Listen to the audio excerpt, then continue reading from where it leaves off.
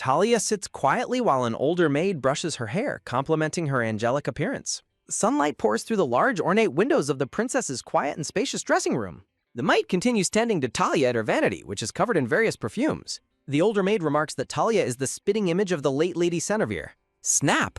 Talia's expression sours as the maid compares her current appearance to her mother at 18. A look of distress crosses the maid's face as she stops brushing the princess's hair.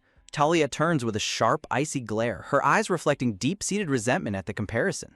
An uncomfortable silence fills the room as the princess stands and stares coldly into the mirror. The maid nervously tries to change the subject, drawing attention to a specific item. Talia remains silent, her gaze fixed downward as she internalizes the painful memories of her mother. The maid presents a magnificent gown, noting it was specifically prepared for the young princess. Talia looks at the dress with skepticism, the weight of her family's history clearly present. The older maid smiles warmly while holding up the ornate red and gold imperial gown. Narrative text questions how that day could ever be forgotten against a backdrop of blinding light. A memory reveals Lady Cenevere's ethereal beauty, which supposedly moved onlookers to tears of awe.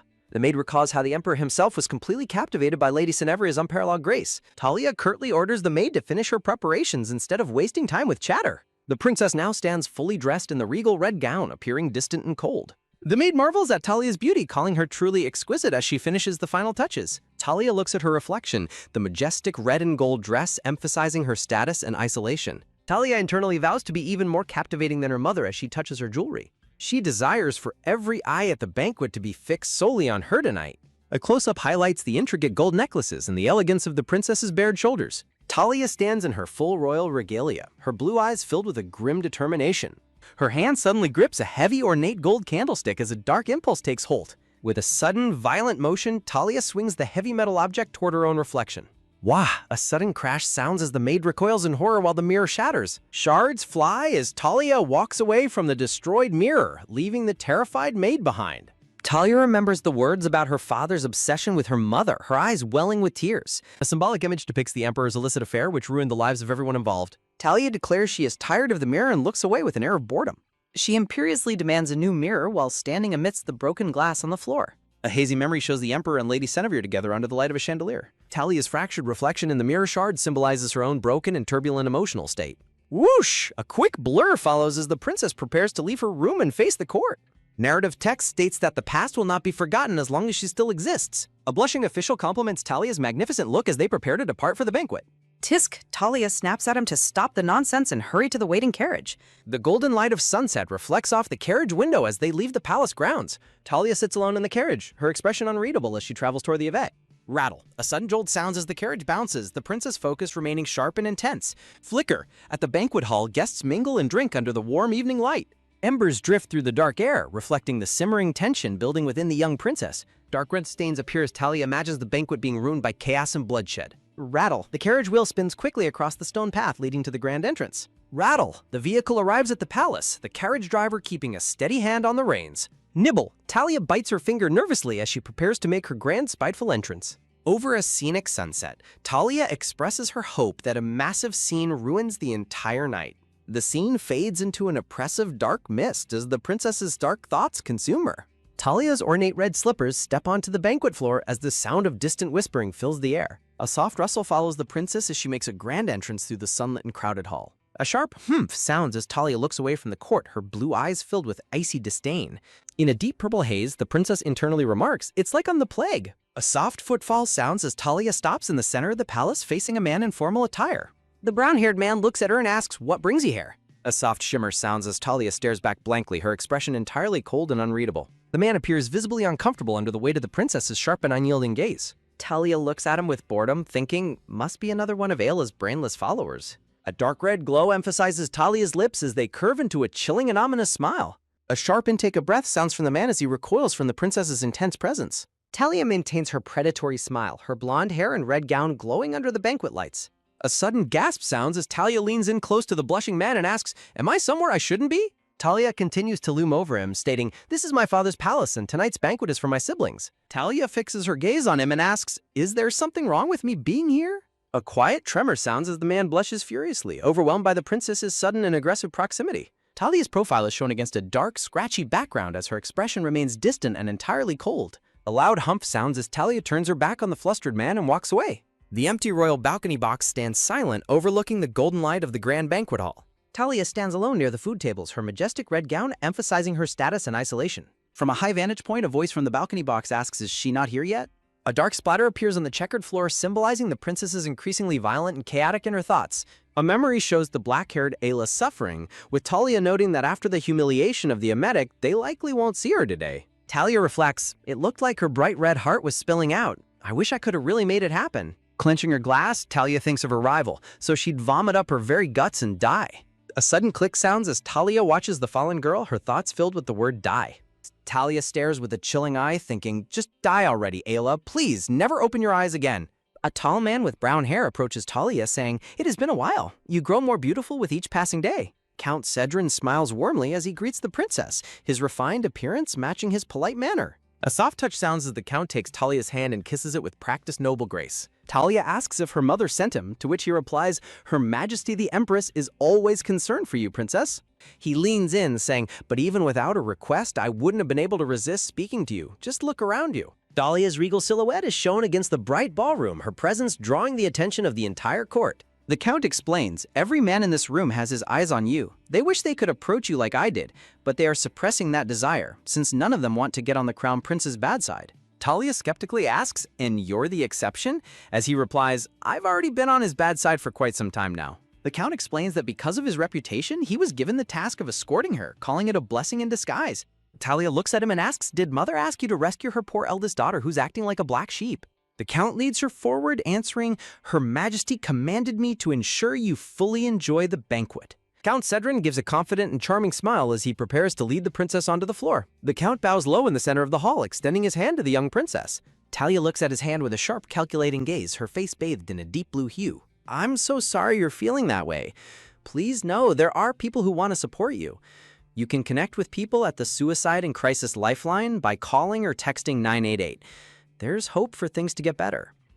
About your request, Talia reaches out, her mind filled with the dark thought, "Everyone probably wishes I'd just disappear."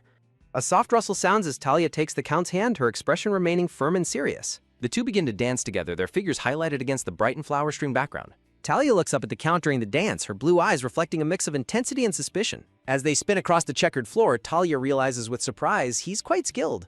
The court watches with wide eyes as the pair performs a graceful and dramatic movement on the floor.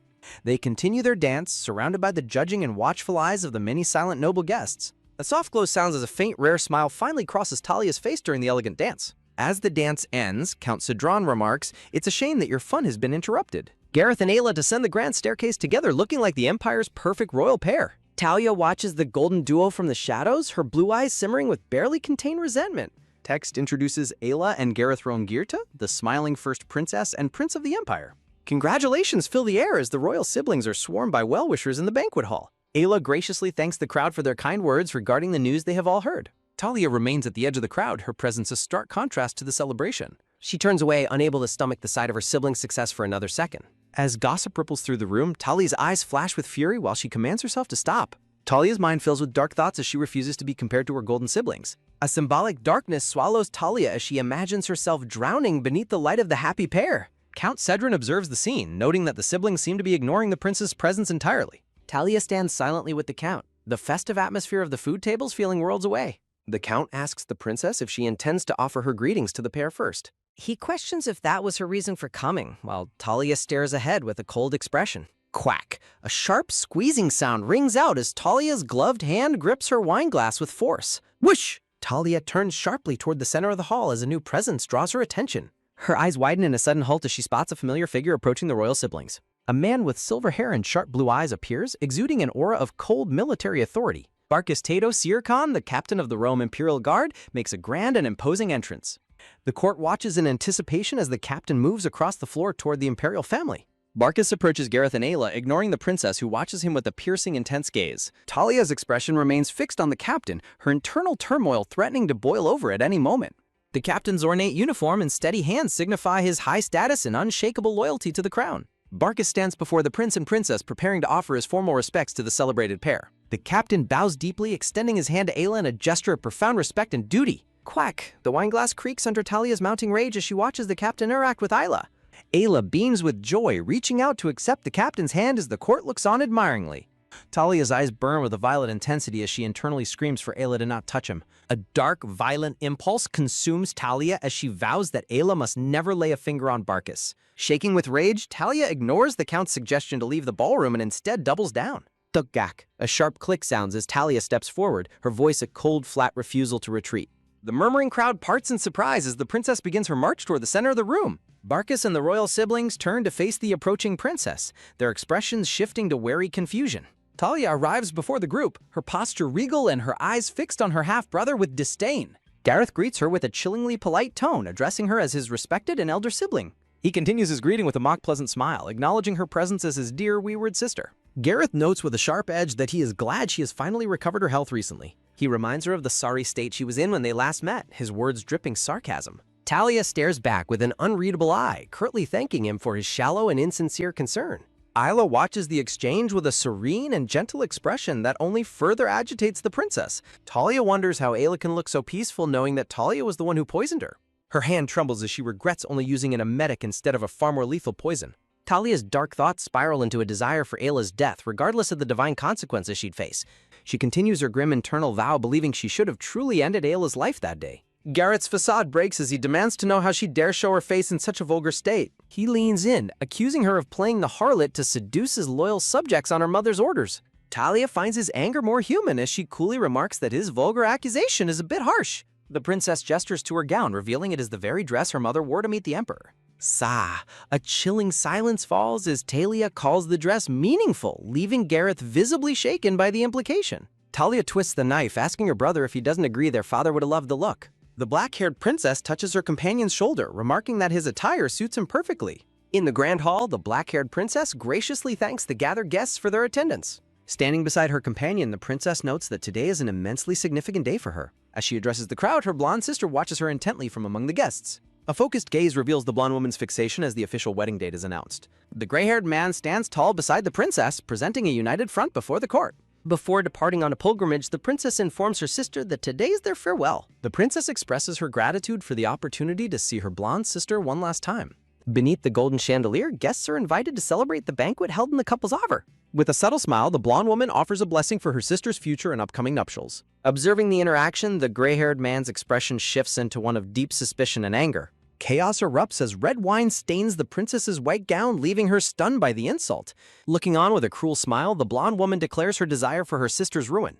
The black-haired princess recoils in shock, wounded by the malice behind her sister's biting words. Incensed by the blonde woman's behavior, the black-haired man snaps at her in a sudden outburst. A rough hand seizes her wrist with a sudden sharp movement as the court's tensions peak. An oppressive energy fills the hall as the confrontation between the royal family members continues to escalate. A pained ugh sounds as the blonde woman is physically restrained, her face contorted in distress. The gray-haired man looms over the blonde woman, addressing her with a tone of cold intensity. He sternly warns her that she has completely failed to realize she crossed an unforgivable moral line.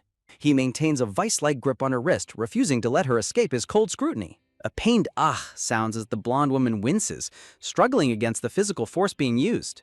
The black-haired man comforts the princess while questioning the depths of the blonde woman's moral corruption. Before the silent witnesses of the court, the gray-haired man confronts the blonde woman with terrifying proximity. Stunned by the accusation, the blonde woman reflects inwardly on whether she has truly hit rock bottom. A heavy silence falls as they stand toe-to-toe, the air thick with unspoken threats and animosity. A sense of sharp, cold determination passes between them as they lock eyes in a standoff. The gray-haired man mocks her, asking if she even understands the true meaning of rock bottom. He lifts her arm forcefully, a visual display of his dominance and her current state of vulnerability. Looking up at him, she acknowledges that from his perspective, she must look incredibly low.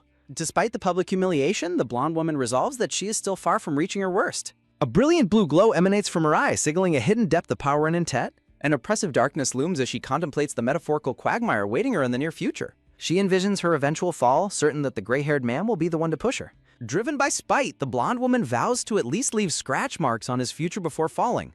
A sharp grind sounds as the gray-haired man's intense glare follows her, his patience clearly exhausted. A dark energy stirs as she calls out the name Barkis, prepared to use any means. Shaken by the conflict, the princess pleads with her companion to escort her away from here. The gray-haired man glances back with a heavy heart before deciding to fulfill the princess's request. He turns away from the blonde woman, prioritizing the safety and comfort of the black-haired princess. Placing a reassuring hand on her shoulder, he agrees to lead her away as he commanded. The couple walks away under the blonde woman's watchful eye, leaving the tense confrontation behind them. A hand clenches tightly against fabric, a physical manifestation of the lingering rage and suppressed emotions. Alone in the wake of their departure, the blonde woman's expression becomes shadowed and somber. A dismissive humph sounds as she watches them ascend the stairs, reflecting her deep-seated resentment. A brown-haired man approaches the blonde woman, advising that an immediate departure would be most prudent. She questions his urgency, citing her sister's invitation to stay while her companion acknowledges her boldness. The banquet continues in the grand hall, though the atmosphere remains heavy with the scent of scandal. A lone figure looks out over the crowd, reflecting on the chaotic events that just transpired. The black-haired man stands alone, his face etched with an expression of profound and haunting distress. Outside the grand palace, the blonde woman and her companion prepare to board their waiting carriage. The brown-haired man assists her as they reach the open door of the dark, ornate carriage. Murmur, courtly whispers follow her as she steps onto the velvet-covered platform to enter the vehicle. Within the dark interior, a sudden and disorienting purple light surrounds her as she steps inside. Thud. She falls violently to the floor, the sudden impact of a hidden force jarring her body. What? Looking up in terror, the blonde woman finds the black-haired man waiting in the shadows. He looms over her in the darkness, his pale eyes burning with a cold, terrifying fury. A sharp creak sounds as she shrinks away from his menacing silhouette trapped within the carriage. His hand clenches his ornate sleeve as he begins a low, terrifying verbal assault. Are barely tolerating your existence. He delivers a chilling decree, his voice filled with barely restrained hatred. A sharp snap echoes as his grip on his own clothing tightens from his intense rage. For quite a long time, he remains hunched over her, the physical space between them disappearing entirely. Enduring. He recounts the long period he spent suppressing his deep-seated animosity toward her presence. And enduring some more, he leans in close, his oppressive energy becoming a suffocating weight on her. A sharp gasp escapes her as he suddenly seizes her throat with sudden brute force. Her legs kick and her body thrashes as she desperately tries to break his murderous hold. The black-haired man exhales a jagged breath, his fingers tightening with clear, lethal intent. He mockingly calls her little sister, stating that everyone already hates her enough without her further interference. His hand releases her, leaving dark, jagged marks across her neck as he stares her down. Cough! Cough! Cough! Gasp! She collapses onto the carriage seat, gasping and coughing violently for air. Cough, cough. He steps out of the carriage as she continues to struggle for her breath. The attendants watch in stunned silence as the black-haired man reveals his blood-stained fingers. He issues a final, sharp warning before turning his back on her. Your mother running wild, he looks back one last time, blaming her mother's actions for his ire. Your Highness, are you all right? The brown-haired man rushes to the carriage door in deep concern. Hoo-hoo! An unsettling, quiet laughter begins to echo from the dark, silent interior of the carriage. Hoo-hoo! The blonde woman stares at her hands, which are now stained with her own blood. She lies back against the cushions, staring upward with a vacant and deeply sinister expression. I'll have to sharpen it anew. She resolves to rebuild her broken schemes into something far more dangerous. She laughs at the mess she's in, vowing to sharpen her revenge until it cuts to the bone. She closes her eyes, a dark, satisfied smile playing on her lips despite the visible trauma. A single blue eye glints in the shadows, reflecting a mind now entirely consumed by vengeance. A dead, mangled bird lies in the dirt, surrounded by a strange, shimmering, and ethereal light. Even back then, it was a mess just like this. Rain falls as she remembers her childhood. A promotional image features a red-haired woman and various manhwa titles for digital reading. A recruitment banner lists various open positions for a manhwa scanlation and editing team. At last, my daughter's name will be entered into the imperial genealogy. Here, this is your palace now. Are you happy, Talia? A beautiful woman smiles down at the young blonde girl with deep affection. Murmur. The young girl noticed the servants whispering about her, their gossip creating a hostile atmosphere. A sense of isolation grows as she stands alone in the vast, echoing and cold palace halls. I'm scared. A thought bubble reveals the young child's deep vulnerability within her grand new home. I'm scared. She watches the indifferent staff move past her, feeling like an unwanted ghost. I'm so scared. The young girl stands paralyzed by a sudden, overwhelming fear on the stone floor. Driven by panic, she runs through the palace grounds as a cold storm begins to brew. Chirp. A sharp sound echoes as she finds a small, injured bird struggling in the mud. The child looks down at the suffering creature, the rain soaking through her hair and dress. Squish. Her foot hovers over the bird, the muddy ground splashing as she takes a step. All the flowers and trees in the castle to erase any traces of the former empress. The young Talia stares with a chilling, vacant intensity at the struggling bird beneath her. Squish. She steps firmly onto the bird, a sudden, dark act that changes her heart forever. Slip! The young Talia loses her footing and falls face first into a large, muddy palace puddle. Her large blue eyes widen in shock as she looks up from the wet, muddy ground. Kneeling in the rain, Talia laments that her dress and everything else are now completely ruined. She huffs with frustration, her face turning red as the cold rain continues to pour down. Beep beep! A faint sound captures her attention, revealing an injured bluebird struggling in the mud. Talia gazes with deep sympathy at the small creature, her own troubles momentarily forgotten in its suffering. She stands over the bird, her ornate green dress soaked through as the storm clouds loom overhead. Talia looks down, wondering if the tiny bird has already passed away from the cold and rain. She reaches down, her small hand gently scooping the fragile bird out of the dirty, wet mud. A small sense of relief washes over her as she realizes the bird is still barely alive. The bird twitches weakly in her palm, its feathers matted and soaked by the heavy palace rain. Cheap! Talia cradles the bird close to her chest, her expression softening with a new, protective resolve. The tiny creature huddles in the warmth of her hands, seeking refuge from the cold, damp environment. A look of quiet contemplation crosses Talia's face as she stares intensely at the struggling little bird. She reflects on how the bird was abandoned by its mother, finding a painful parallel to herself. Talia gently blows her warm breath onto the bird, desperately trying to save its tiny life. Standing alone in the rain, Talia closes her eyes and offers a silent prayer for the bird. She looks around the vast palace grounds, wondering what she should do next to help her companion. Talia notices the unstable, muddy ground and realizes that any step forward might lead to a collapse. Tears fill her eyes as she continues to pray, her small hands clasped tightly around the bird. Shh. The rain falls relentlessly, drenching the lone girl as she remains motionless in the muddy field. A heavy, somber mood settles over her as she reflects on her current state of deep isolation. Talia looks up with wide, tear-filled eyes, her expression reflecting a mix of hope and profound sadness. A mysterious hooded boy stands by a large tree in the distance, silently watching her through the rain. The hooded boy reveals gray hair and striking pale blue eyes, his gaze fixed intently on Talia. Talia notices his presence and looks up, her face a mask of surprise and lingering distress. The hooded boy begins to move toward her, his long dark cloak trailing over the muddy ground.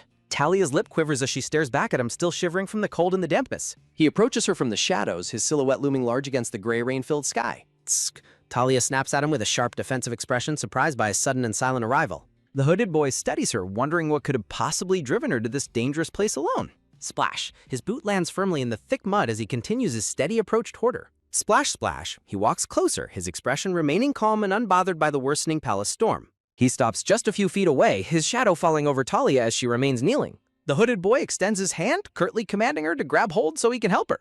A close-up reveals his cold, piercing gaze as he waits for her to accept his offer of assistance. Talia stares up at him in stunned silence, her blue eyes reflecting the gray hair of her savior. He keeps his hand outstretched, his patience seemingly thin as the rain continues to drench them both. The hooded boy dismisses her concern about the mud, stating that her current state is not important. He tells her to throw it away, but Talia insists she cannot discard the item regardless of importance. The boy stares at her in silent disbelief, seemingly unmoved by her stubborn pride in her appearance. Talia's eyes widen in sudden shock as she senses a quick, decisive movement coming from the boy. Ah! The hooded boy suddenly sweeps her up into his arms, leaving her completely stunned and speechless. He holds her securely against his chest, his expression remaining stoic while she clutches the bird tightly. Talia looks up at him with a blushing face, her initial fear replaced by a strange bewilderment. Hup! He adjusts his grip on the girl, muttering about what a total mess she has become. Thud! He carries her through the heavy rain, shielding her from the wind with his large cloak. He looks down with a grimace, reflecting on how this entire situation has turned into the absolute worst. Talia says she will compensate him for his help, offering to buy him something far more expensive. Walking away, Talia promises to have her attendant prepare a generous reward for the hooded boy's trowel. The gray-haired boy calls the blonde girl arrogant despite her being a small child. The blonde girl thinks, "How dare you?" to the emperor's daughter. A bright blush covers her face as she reacts to his blunt and dismissive remark. In the distance, the boy carries her through the mist-shrouded and rainy palace garden. Splash! A muddy boot steps firmly into a puddle as they continue their track. He carries her under the heavy, sheltering branches of a large, dark green tree. Glancing down at her tightly clasped hands, the boy asks what she is holding. Talia opens her palms to reveal a small injured bird with dark, wet feathers. The gray-haired boy stares in silence at the fragile creature resting in her muddy hands. The boy notes it is a bird, and Talia explains it fell into muddy water. He adjusts his hold on Talia as they both look down at the injured creature. Talia looks away with a contemplative gaze, her expression softening amidst the cold rain. Talia says that his fingers are like ice, noting his cold and distant nature. Ha! Talia gasps as the boy asks how long she has been standing there alone.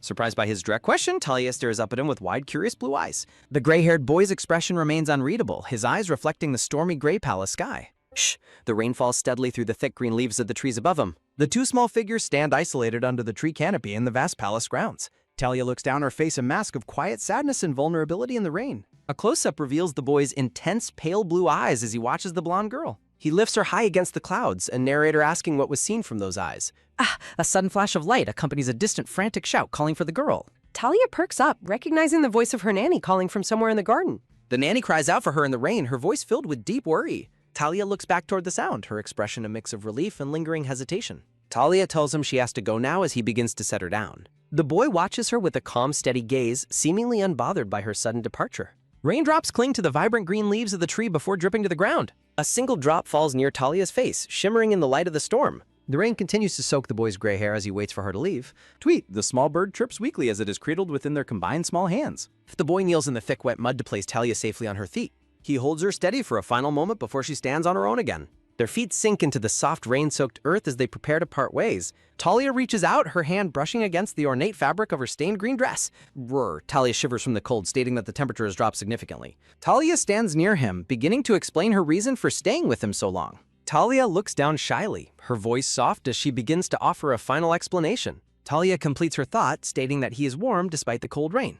He takes her hands in his, a moment of unexpected connection between the two children. Talia carefully transfers the small, injured bird into the boy's larger, steady, and warm hands. He holds the bird with surprising gentleness, his gaze focused entirely on the small creature. Talia looks up at him one last time, her eyes searching his face for an answer. Talia asks if the bird can live, her voice hopeful as she searches the boy's eyes. Talia's expression remains somber as she waits for any reassurance from her mysterious new companion. The gray-haired boy looks down at the bird in his hands, his expression thoughtful and calm. The scene blurs as the focus shifts to the muddy palace ground where Talia stood.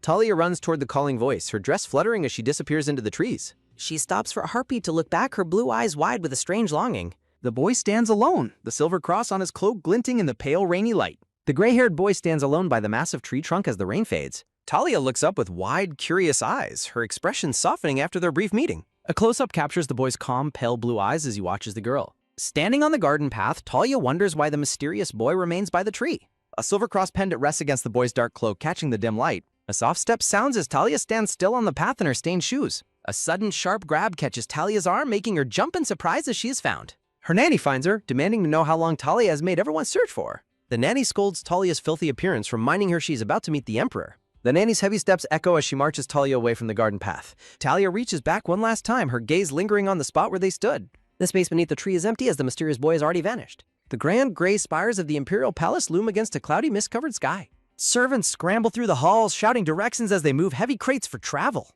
Watching from a window, an elegant blonde woman strictly orders a servant to hold an object properly. A sense of frantic urgency fills the palace as staff prepare for a major imperial event. It is announced that the first princess and crown prince will soon begin their pilgrimage. This rite of passage is a sacred duty for the descendants of the great Emperor Darian. The narrator explains that imperial women and men depart for their journeys at different ages.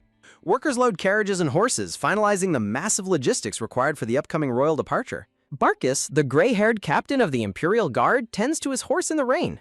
An elegant blonde woman watches the rainy courtyard from her high stone palace window. Barkis stands in the downpour, his uniform color wet as he stares at the palace. He gazes upward toward the high windows, his silhouette isolated against the cold stone masonry. Rainwater drips from Barkis's gray hair as he looks up with a distant, somber expression. The blonde woman remains motionless, her blue eyes filled with a quiet, lingering sadness. Gazing out at the storm, she reflects on a day long ago just like this. Years prior, a young Talia sat alone at a banquet table after being stood up.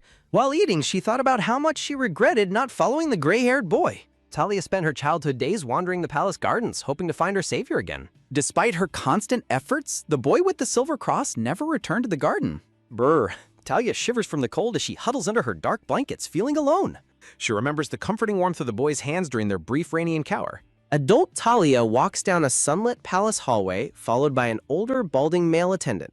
The rhythmic clashing of training swords rings out as she reflects on a person who might not exist. Talia watches trainee knights practicing with wooden swords through a large ornate palace window. Ha! Talia gasps in shock as she spots a trainee with familiar gray hair.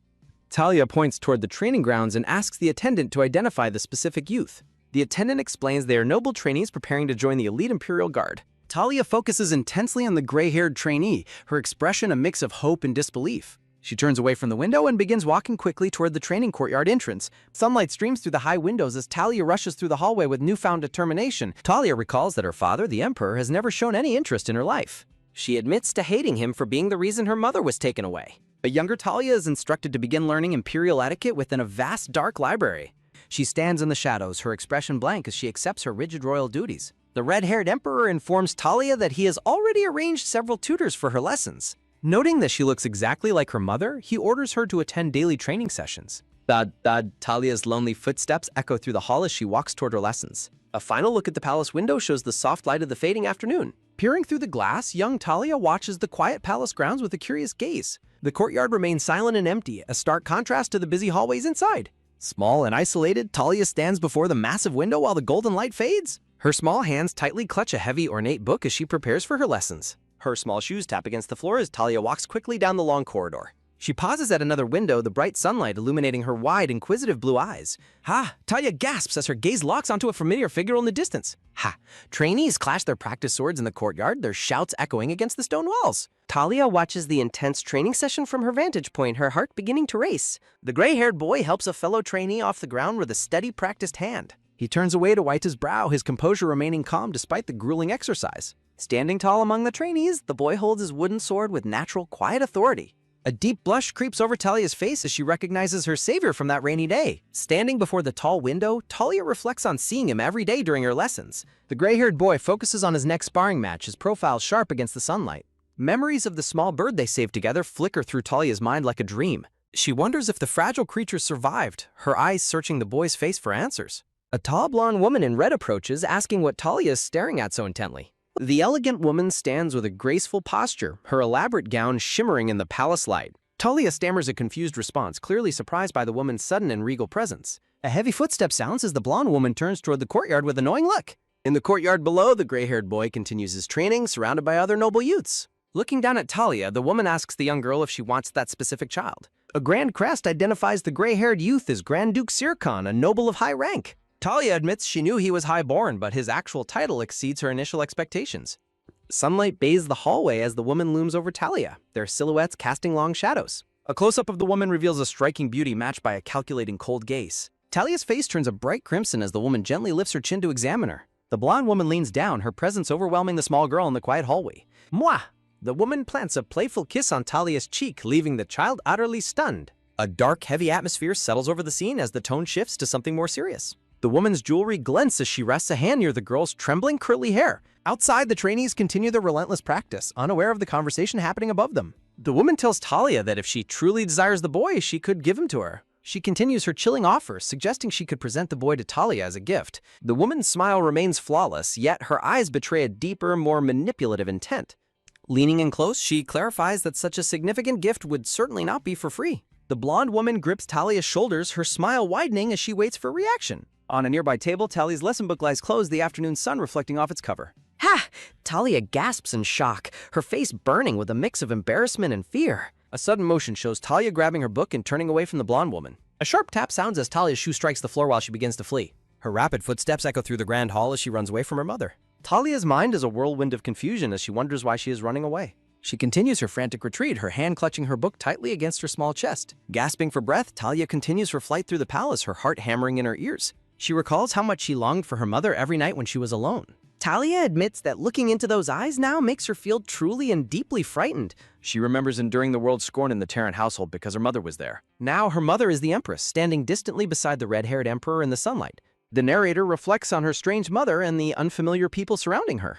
A shiver runs through young Talia as she weeps alone in her massive bed. Desperate and isolated, she silently wishes for someone to simply hold her close tonight. She recalls the mysterious gray-haired boy standing silently in the cold, relentless rain. An oppressive darkness lingers, reflecting her internal struggle as the scene begins to shift. Bright morning sunlight filters through the grid of a massive, arched palace window. Young Talia sits up in her large bed, looking out at the new day. Scrub, a maid vigorously cleans Talia's arm with a rough brush, leaving the skin red. Scrub, several maids attend to Talia in a bathtub, washing her with professional, detached efficiency. Tug, Talia winces as her hair is brushed harshly, her eyes welling with silent tears.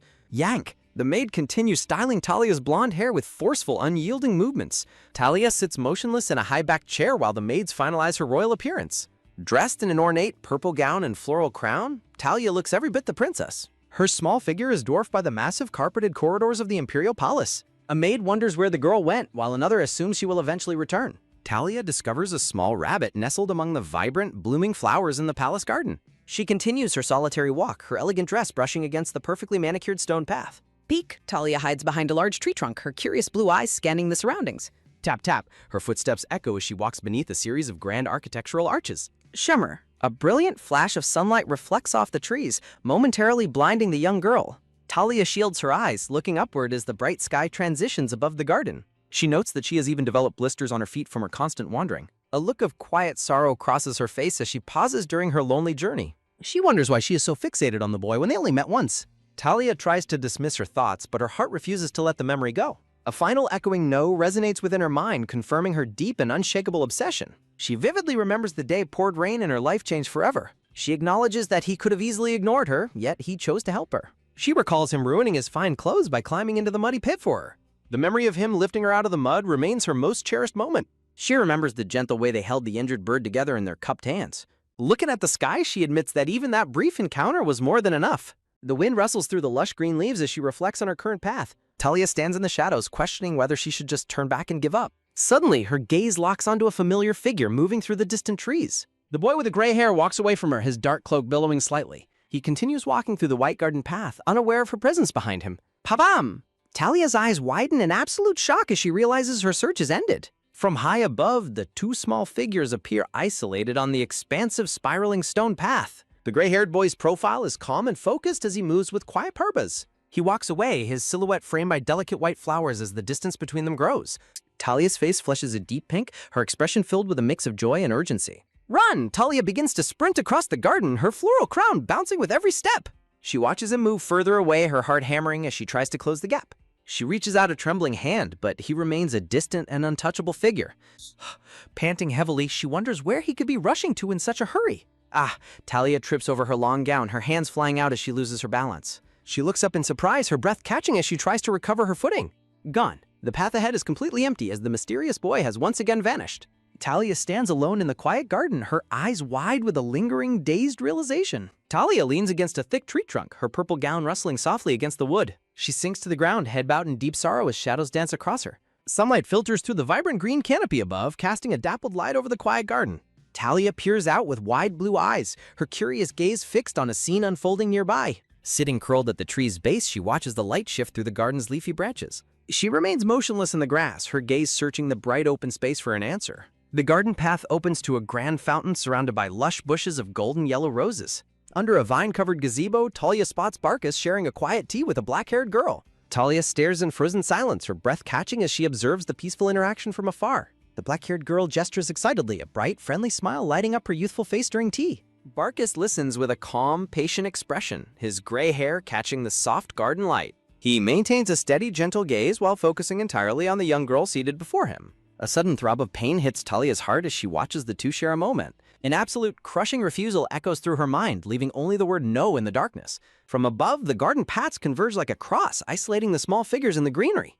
A faint rainbow arcs across the sky, framing the peaceful tea party in a cruel irony. Talia's heart yearns for attention, admitting to herself that she simply wants him to look her way. She approaches the gazebo, her purple gown a stark contrast to the bright flowers surrounding them.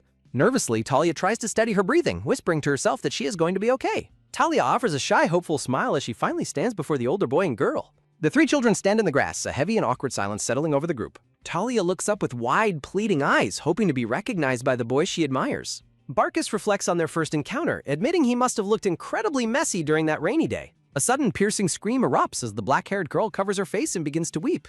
Panic fills the air as the girl shouts her absolute refusal to let Talia be near her. A massive question mark appears over Talia's dazed expression as she tries to understand the outburst. The weeping girl clings to Barkus, begging him to kick Talia out and bar her from returning. She continues her frantic demands, insisting that she never have to lay eyes on the girl again. Sobbing loudly, the girl buries her face in Barkus' chest as the atmosphere turns utterly cold. Barkus holds the crying girl close, his gaze turning sharp and icy as he glares at Talia. Barkus orders Talia to leave their presence immediately, his voice cold and filled with sharp command. Heartbroken, Talia spins around and sprints away, her face a bright, painful red from the rejection. A sharp rustle sounds as her feet strike the grass while she flees from the garden. She continues her desperate retreat, the garden blurring as tears finally begin to cloud her vision. Suddenly, a dark, gloved hand reaches out from the shadows, poised to strike the unsuspecting girl. Whack! A violent blow sends Talia sprawling across the grass, her world spinning from the sudden impact. She lets out a pained groan, lying dazed on the ground while her floral crown slips away. A dark-haired boy towers over her, enraged that someone like her would dare enter the palace. His face is twisted into a terrifying mask of pure hatred, his yellow eyes burning with rage. The boy kicks Talia ruthlessly, his voice full of venom as he screams for her to die. Thump! He continues his brutal assault, repeatedly shouting for her to just die as he strikes. Attendants rush forward to restrain Prince Gareth, calling out to stop his violent and unbridled attack.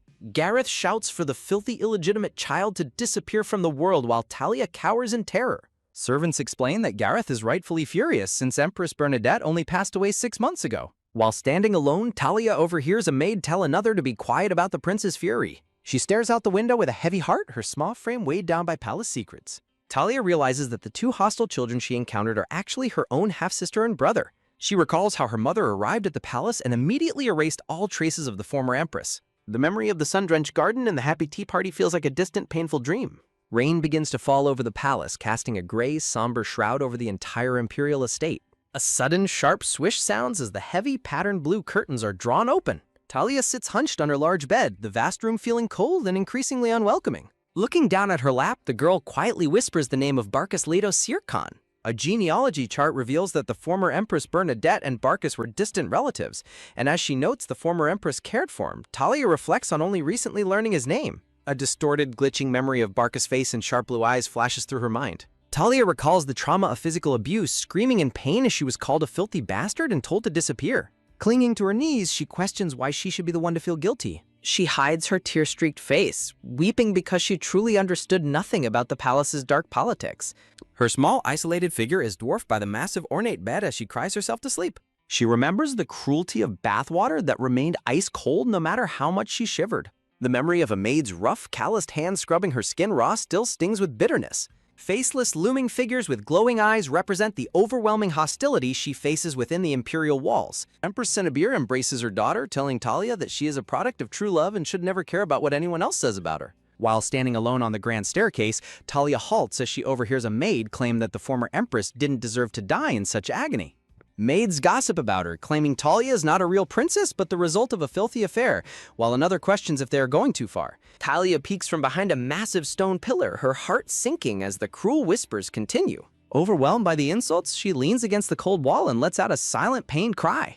A sharp tap sounds as Talia turns and sprints away from the group of gossiping servants. The 2 maids exchange a silent, knowing look after realizing the young girl heard their conversation. A bowl of steaming soup is placed before Talia at the massive empty dining room table. She stares at the meal with a hollow expression, her pale hair framing her weary face. Talia notices the unusually large number of attendants present, feeling a flicker of strange apprehension. Sitting in her high-backed chair, she wonders if they have finally stopped wanting to punish her.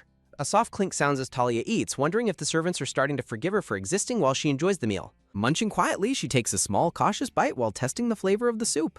Her eyes light up briefly as she realizes the food is warm and tastes delicious for once. Suddenly, her blue eyes widen in absolute horror as her gaze fixes on something in her bowl. The atmosphere turns dark and oppressive as she realizes the attendants are all staring at her. A cold chill washes over Talia as the reality of her situation begins to sink in. A sinister chuckle sounds as the maids share a mocking look while watching the girl's reaction. Sinister silhouettes with glowing eyes loom over the small girl, trapping her in a nightmare scenario. Talia sits frozen at the table while an ink-like darkness begins to swallow the grand dining hall. A ringing clink sounds as her trembling hand lowers the spoon back into the bowl. Her eyes glaze over with despair, the brief hope of kindness completely shattered by this new cruelty. She discovers a dead, decaying rat floating in her soup, realizing her meal was a trap.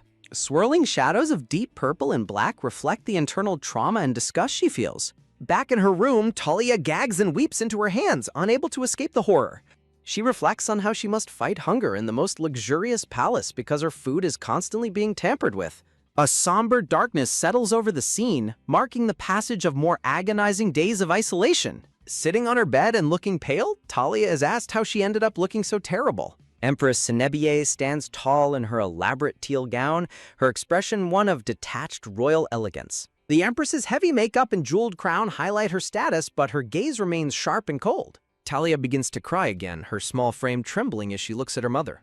A loud, heartbroken wail sounds as the young girl calls for her mother while Cenobia enters. Cenobia sits beside her, realization dawning as she learns that Talia has only been surviving on a small amount of fruit and honey provided by the nanny. Weeping bitterly, Talia explains that the people in the palace have been constantly insulting both her mother and herself. Talia clings to her mother's gown, desperately begging the Empress to make the servants stop bullying her. With her face flushed and tears flowing, Talia pleads for her mother to make her life safe so that no one can ever hurt her again. Empress Cenobia looks down with a cold, indifferent expression and asks her daughter why she should have to do that. A red-haired girl with a fierce expression stands against a backdrop of various black and white manga panels. Talia weeps bitterly, tears streaming from her wide blue eyes as she looks up in despair. Empress Cenobia leans over her, asserting that the entire palace and its servants are Talia's property. Cenobia lifts Talia's chin, reminding the 9-year-old girl that she is the daughter of the Emperor. The Empress questions why Talia allows such insignificant people to push her around with their cruelty. An oppressive darkness surrounds Cenebia's silhouette as she expresses her disappointment in her daughter's perceived weakness. Trembling with shock, Talia stammers out a plea to her mother while the Empress looks away. A close-up of Cenebia's profile reveals her cold, detached expression and the heavy jewelry she wears. Cenobia claims she has thoroughly tamed a specific man over a very long period of time. Talia peeks from behind her mother's teal gown as the Empress suggests the man will be useful. Gripping her mother's sleeve, Talia defiantly shouts that she has no need for someone like that. Tears well in Talia's eyes again as her frustration and emotional turmoil reach a breaking point. Cenobia stares down with an icy, unmoving gaze that offers no comfort to her distraught daughter. Talia sits hunched on the floor, appearing small and isolated within the vastness of the palace. The Empress calls out Talia's name, drawing the girl's attention toward her mother's gem-encrusted hands. Light swirls between them as the Empress leans down to impart a final, hard-learned royal lesson. Floating images of a lavish feast illustrate Cenobia's point about the abundance she personally enjoys. The atmosphere turns dark as the Empress offers to reveal the secret behind her absolute authority. Cenobia smiles sinisterly, explaining that the people only behave because they harbor a deep-seated fear. She stands tall, admitting that while some feel reverence, her power is built on intimidation. Silhouettes of hostile palace residents glare with contempt, yet they remain too fearful to act openly. Talia stares in silence while her mother describes herself as a deeply and intentionally intimidating presence. Cenobia reaches out to Talia, ordering her daughter to remember this lesson for her own survival. The Empress stands in full regal glory, her teal gown radiating an aura of untouchable power. She warns that being beautiful and weak makes one an easy target for plunder in the palace. Talia is dwarfed by her massive canopy bed as she is told to never show weakness. The moon shines through the grand windows, casting a cold blue light over the sleeping palace. Shivering uncontrollably under her heavy blanket, Talia processes the harsh reality of her mother's cold worldview. She clenches her fist, coming to the grim realization that no one is coming to protect her. Talia recalls her mother's words about her weakness, her blue eyes reflecting a newfound somber determination. Sobbing quietly in the dark, she admits that acting like a victim only made her more vulnerable. Talia reflects on how her very movements have betrayed her inner fear to those around her. She acknowledges that her intimidated eyes and mumbling tone served as invitations for the servants' cruelty. Shadows of the judging maids loom in her mind, representing the disdain they felt for her. Talia realizes that by accepting her mistreatment, she signaled to everyone that she deserved to be hurt. Hiding under her covers, she understands the servants instinctively targeted her because they sensed her internal fear. A sudden, quick tap sounds against the high windows as the bright morning sun begins to rise. Talia observes her frail reflection, comparing her thin appearance to the sewer rat from her tainted meal. She curtly dismisses a servant's offer to help her wash, surprising the maid with her sharp tone. A loud authoritative shout for the nanny erupts as Talia suddenly decides to take command of her room. The servants in the grand bedchamber react with startled confusion to the princess's sudden change in demeanor. Talia informs the pink-haired nanny that the Empress has granted her permission to dismiss the other servants. She glares at the maid, asking if she intends to openly disobey an order from the Empress. The maid stands frozen in bewilderment, wondering what has caused such a drastic shift in the girl. Talia grabs the nanny's collar, ordering her to stay alert and perform her duties without any further failure. Whack! A sharp blow sounds as Talia slaps the nanny for failing to use her proper title. Talia warns the stunned servant to expect another slap if she is ever addressed improperly again. The heavy palace doors swing open, revealing a black-haired boy standing silently in the brightly lit hallway. Talia steps forward to meet the messy-haired youth who watches her with a tired and wary expression. She observes the boy closely, wondering if he is the capable guard her mother promised to provide. The black-haired boy looks down at the young princess and simply tells her to follow him. Talia walks through the grand corridor, followed closely by the black-haired boy her mother provided. They enter the dining room where several servants and maids stand ready for the meal. Talia commands the servants to bring the food, catching them off guard with her authoritative tone. Clink! The gray-haired maid nervously sets a small plate on the massive dining table for Talia. Sitting at the table, Talia watches the maid with a cold and calculating expression of power. The young princess looks down at her meal, her blue eyes filled with an intense, haunting focus. An ominous purple energy swirls through the room as the servants watch Talia with growing dread. Talia points to the chair beside her and commands the maid to come and sit down. The servants stand paralyzed in the background as Talia waits for the maid to follow her order. The maid bows her head and apologizes, telling her highness that she has too much work. Swoosh! She turns away, claiming that she has many chores that still need to be finished. Grip! Talia's hand reaches out and seizes a heavy ceramic pitcher from the table's surface. Crash! Talia throws the pitcher at the maid's head, shattering it upon impact and drawing blood. Gah! The maid falls as Talia asks how she dares to ignore orders and turn her back. The scene pulls back, showing the injured maid on the floor while the other servants watch. Talia orders the black-haired boy to force the bleeding woman into the seat right next to her. The close-up of the maid's face reveals a streak of red blood flowing down from her temple. Drag! The woman pleads for the princess to wait while she is pulled toward the dinner table. The black-haired boy shoves her into the chair as Talia tells the maid that she knows. Talia explains that she wishes to show appreciation for the hard work of preparing food daily. She smiles coldly and tells the terrified woman she is going to share the meal today. A dead bird floats in the cream-colored soup as the maid begins to stammer in fear. Staring directly at the woman, Talia gives a single chilling command for her to eat. Talia addresses the rest of the attendants, asking if they brought this food specifically for her. The boy looms over the chair, pinning the maid down while Talia watches her every move. Talia's face is cast in shadow as she screams at the woman to eat the food now. Choke. The woman is forced to take a mouthful of the tainted soup while struggling wildly. Thud! A hand slams onto the table as the guard keeps the terrified woman from escaping.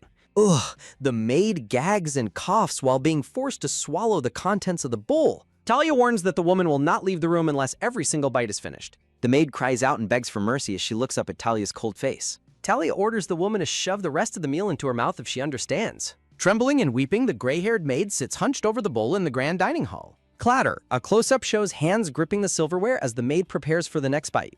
Talia asks the boy to place the woman's hand on the table as she notes her ignored sincerity. Holding a sharp table knife, Talia threatens to cut off a finger as a lesson in obedience. Grip! The guard holds the woman's hand flat against the table as the knife looms nearby. Wah! The maid screams that she will eat everything as she stares at the sharp blade. Snap! A hand lunges for the spoon, desperate to avoid the edge of the princess's knife. The maid retches as Talia demands she eat every bite and show the bottom of the bowl. Talia watches with a serene but terrifyingly empty expression as her new rule is established. Light flickers in the hall as Talia sits calmly at the table surrounded by her frightened servants. The shadows of the maids and attendants swirl with purple static reflecting their intense newfound terror. The group of servants stands in a row, looking down with expressions of shock and pure dread. Swoosh! Talia turns her head slightly, her long blonde hair catching the dim light of the hall. Scrape! The maid collapses as Talia orders her to clean the mess and take it all away. Talia commands them to bring fresh, proper food while the guard stands over the fallen maid. A view of the grand staircase appears as narration explains the palace bullying ended after that day. Several nobles whisper that the princess is truly wicked as red clouds of gossip surround them. A final message declares that a viper's brood has successfully crawled into the heart of the palace. Cenobir smiles radiantly, her blonde hair catching the light as she prepares to reward her daughter. Talia pauses on the stairs, watching her mother's outstretched hand with a mixture of curiosity and hesitation. Tears glisten in the young princess's eyes as she looks up, feeling the weight of the moment. The empress turns away with a sweeping motion, her long teal gown trailing behind her in the hall. Standing in the center of the grand palace, Cenobir gestures toward the entrance, building anticipation for a visitor. Cenobir leans in and gently cups Tasmania's cheek, her expression softening with an unusual display of motherly affection. A worn, proud smile spreads across the empress's face as she looks down at her newly emboldened daughter. Cenobir declares her pride and announces that Talia deserves a reward for her sudden growth in character. Talia's gaze is drawn upward by a large hand reaching toward her, her blue eyes wide with wonder. A tall figure in white and gold armor walks toward them, his cape billowing behind him with authority. The light catches the intricate gold detailing of the knight's collar, reflecting the high status of his position. Talia looks up in awe at the silver-haired man who stands before her like a living statue of light. The young man stares ahead with a stoic, unreadable expression, his pale blue eyes reflecting a cold stillness. He introduces himself formally as Varkas Ryota Goshir Khan, his voice steady and devoid of any warmth or emotion. Talia's face flushes a deep red as she looks at the handsome knight, caught off guard by his presence. The empress introduces Varkas to Talia, presenting the silver-haired youth as her new protector and loyal companion. Talia remains silent and flustered, struggling to find the right words to say to the impressive young man. Standing tall and motionless, Varkas remains a distant and silent figure even as the palace atmosphere shifts around him. Talia's blue eyes shimmer with a new curiosity as she continues to observe her mother's chosen reward. A hazy memory shows the silver-haired boy kneeling in a garden before a young dark-haired girl amidst flowers. His eyes glow with a piercing supernatural blue light, hinting at a hidden intensity beneath his calm exterior. Talia blinks, the image of the man's cold gaze burned into her mind as she processes his introduction. Narration describes the beautiful boy as a rare glimmer of hope within the dark and dangerous palace walls. A sharp, angry demand erupts as someone orders a person to leave their presence immediately and without delay. Varkas grits his teeth, his expression twisted into one of rare, fierce determination and underlying anger. A young boy is forcibly restrained while a voice hurls a cruel insult at him in a flashback. Back in the grand hall, the light pours in as Talia stands small but resolute before the knight. A girl in a blue dress sharply questions if someone has forgotten how to show proper royal respect. Varkas looks forward with an empty gaze, his face a mask of indifference that ignores the surrounding tension. He remains a picture of silent obedience, his profile illuminated by the bright light filtering through the palace windows. With a fluid, respectful movement, the knight begins to lower himself toward the floor in a formal salute. Varkas drops to one knee, offering his absolute loyalty and service to the young princess standing before him. Talia watches in stunned silence as the powerful young man bows his head in a gesture of submission. Years pass as the scene shifts to the present-day Rome Empire, showing a bustling, sunlit palace courtyard. A grown woman with long dark hair and green eyes looks out toward the busy courtyard with surprise. In the stables, a silver-haired man is seen tending to a dark horse amidst the daily palace chores. The man pauses his work, his gaze remaining as cool and distant as it was in his youth. He gently strokes the horse's nose, showing a rare moment of quiet companionship with the animal he tends. Servants excitedly encourage the dark-haired woman to approach the handsome man and strike up a conversation. The woman whispers his name softly, her mind filled with the memories of their long history together. Narration explains that he entered the palace young and lost his emotions through harsh brainwashing-like priest training. While her mother tried to protect him, he had already lost all joy, anger, and basic human desires. Following a group of maids, the dark-haired woman descends the stone stairs, her mind preoccupied with the night. A crest appears as narration reveals that Varkas will become the Grand Duke after his current mission ends. The woman looks at him, finding it impossible to believe that he is destined to become her husband. Varkas stands by his horse, a solitary figure whose quiet presence commands attention despite his lack of words. She remembers him as the beautiful boy who stayed faithfully by her mother's side during difficult times. Despite her internal conflict, she acknowledges that she will marry him and one day bear his royal heir. The adult Varkas looks on with chillingly beautiful blue eyes, his face showing no sign of personal emotion. The woman gasps as she catches his eye, her green gaze reflecting the sudden intensity of their encounter. Varkas turns to Talia and calmly asks her what is the matter with her visit. Talia explains she came to check on travel preparations, which Varkas notes are nearly complete. Talia apologizes for Gareth's excessive demands, but Varkas considers the thorough preparations to be necessary. Talia reflects that Gareth's cranky behavior is actually mild given the weight of sending her off. Varkas stands tall and stoic as Talia looks at him with a quiet, searching intensity. Talia's expression remains soft as she continues to observe the silver-haired knight in silence. Looking back at the palace, Talia worries if Gareth can handle Senexer's cunning influence alone. Talia hesitantly asks if she may visit the Imperial Palace regularly even after they are married. Varkas indifferently assures her she is free to come and go as she pleases during travel. Talia's gaze lingers on him, her green eyes filled with a mixture of unspoken emotions. Talia offers her thanks for his understanding while he continues to tend to the dark horse. The dark-haired princess looks thoughtful as the horse's head frames her quiet, reflective profile. Talia asks Varkas if he can spare a moment for her before his work is finished. Talia explains she has a special gift to give him before they depart on their journey. Talia presents an embroidered handkerchief, citing the tradition of gifting a fiancé before a long journey.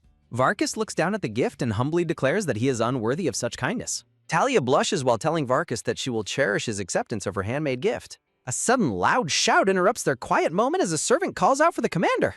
A messenger rushes forward, urgently announcing that the Emperor has requested a meeting with Varkas. The messenger explains that the Emperor has ordered for Varkas to be brought to him immediately. Talia immediately suspects Cenobir is behind the summons and wonders what she is plotting this time. Narration recalls how Cenobir kept Varkas by Talia's side for years despite Duke Shirkan's vocal opposition. Talia believes her mother is trying to manipulate the Emperor into performing another one of her schemes. The grand architecture of the palace looms, reflecting the immense weight of royal power. A haunting fable describes a demon tearing brothers apart by using their greed for brilliant gold. Dark, stylized imagery illustrates the tragic end of the brothers who turned on each other. Cenobir smiles radiantly in her golden gown, a vision of elegance hiding a cold heart. Talia enters the grand hall, standing before the throne where her royal parents are seated. Looking at Cenobir, Talia reflects on the golden demon whose presence ruined her family's entire life. Cenobir looms over the Emperor, her influence having brought grief and humiliation to Talia and Gareth.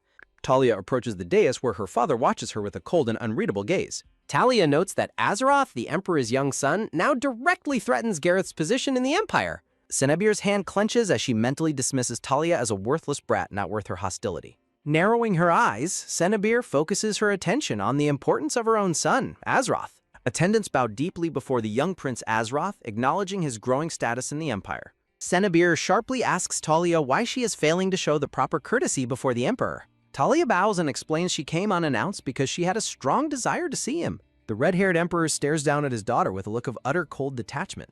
Talia offers her gratitude for his response, though her expression remains guarded and tense. Cenobir suggests using this meeting as an opportunity to reveal a new plan to the group. Talia and Varkas share a look of confusion as they await the Empress's next announcement.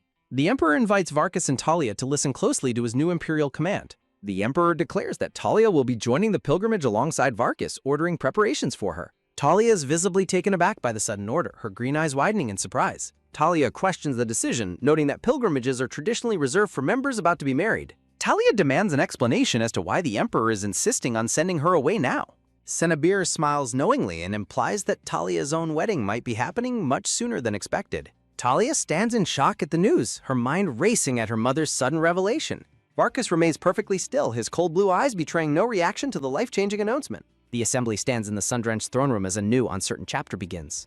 Talia reflects on her illegitimate royal lineage and the lack of communication regarding her marriage. Varkas looks downward with a somber expression, his silver hair catching the hall's dim light.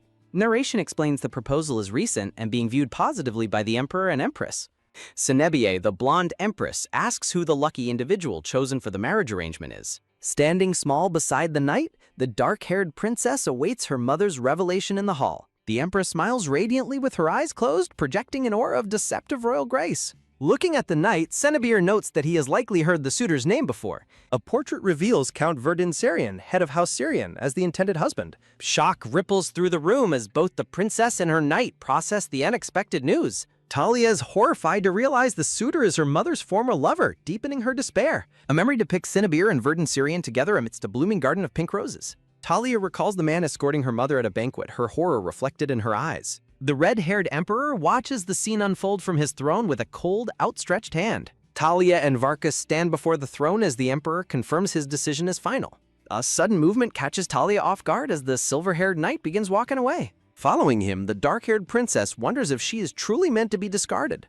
In the stone corridor, Talia questions if her marriage is merely a pretext for a scheme. Her green eyes widen in shock as she realizes the true depth of the palace's cruelty. Talia questions the knight, asking if he will simply let her be sent away so easily. Stopping in the hallway, they stand in silence as the knight keeps his back turned. Turning his head slightly, Varkas asks if she expects him to defy the emperor's direct orders. The princess flinches at his cold words, her face a mask of sudden pain and disbelief. They stand at the end of the stone corridor, the atmosphere heavy with their unspoken conflict.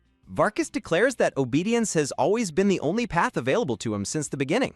With a piercing gaze, he asks if obedience isn't what royals have always demanded of nobility. Talia watches him depart, clutching her hands to her chest as her hope begins to fade. A sudden, warm hug from the past flashes through her mind, breaking the cold, current reality. Younger Talia blushes deeply and smiles as she clings tightly to her silver-haired protector's cloak. The memory shows the two young figures embracing in the palace courtyard amidst the bright light. Returning to the present, the adult Varkas indifferently assures her that concern is entirely unnecessary. Talia looks at him with newfound hope, her green eyes searching his face for any emotion. Placing a firm hand on her shoulder, the knight offers a rare gesture of physical support. Varkas reassures her that no matter what the Empress plans, he will stay by her side. Talia blushes and looks away, her heart warming at the knight's promise of continued loyalty. Reassured by his presence, she thinks that as long as he is near, she is safe. The two figures stand together in the sunlit courtyard, their silhouettes reflecting a shared silent strength. Narration describes his hollow, bottomless eyes that always seem to be wandering somewhere far away. The massive stone towers of the palace rise into the sky, symbols of isolation and power. A close-up shows a vibrant blue eye reflecting the vast, cloud-filled sky in a distant tower. Touching her chin thoughtfully, the blonde Empress Cenobie looks out with a cold, calculating gaze. The scene fades into a soft, hazy transition, mirroring the shifting moods of the palace residents. A close-up reveals a bleeding thumb, which the Empress dismisses as a trivial, easily healed wound. Sitting in a red gown, Cenobie expresses a dark desire to use such pain on Ayla. Blood drips from her finger, the dark red liquid staining the air like her vengeful thoughts. Sunlight pours through a high window as the Empress complains about the stifling heat of the room. Standing by the wash basin, she is interrupted by a series of quick, rhythmic knocks on her door. The heavy wooden door slowly creaks open, letting in a sliver of light from the hallway. Young Prince Azroth, with messy red hair and green eyes, steps tentatively into the Empress's chambers. Cenobie asks why he came, and the boy reveals he snuck out specifically to see her. The Empress looks at the young boy with a sharp, skeptical expression, questioning his sudden appearance. Narration explains that while Talia and Azroth share parents, she was born from a disgraceful affair. Young Talia stares forward with wide blue eyes, reflecting on her stats compared to her brother. Priests hold the infant prince aloft during a grand ceremony as Talia watches from the shadows. A soft chime sounds as the young princess observes the ritual from behind a stone pillar. Prince Azroth enters the room and tells Talia he came with a man named Barons. A faint swoosh sounds as the weary-looking, dark-haired Barons watches from the palace doorway. A soft sound of surprise escapes Talia as she stares coldly at her younger brother's entrance. Talia asks what brings him there, and Azroth mentions hearing news of her upcoming long journey.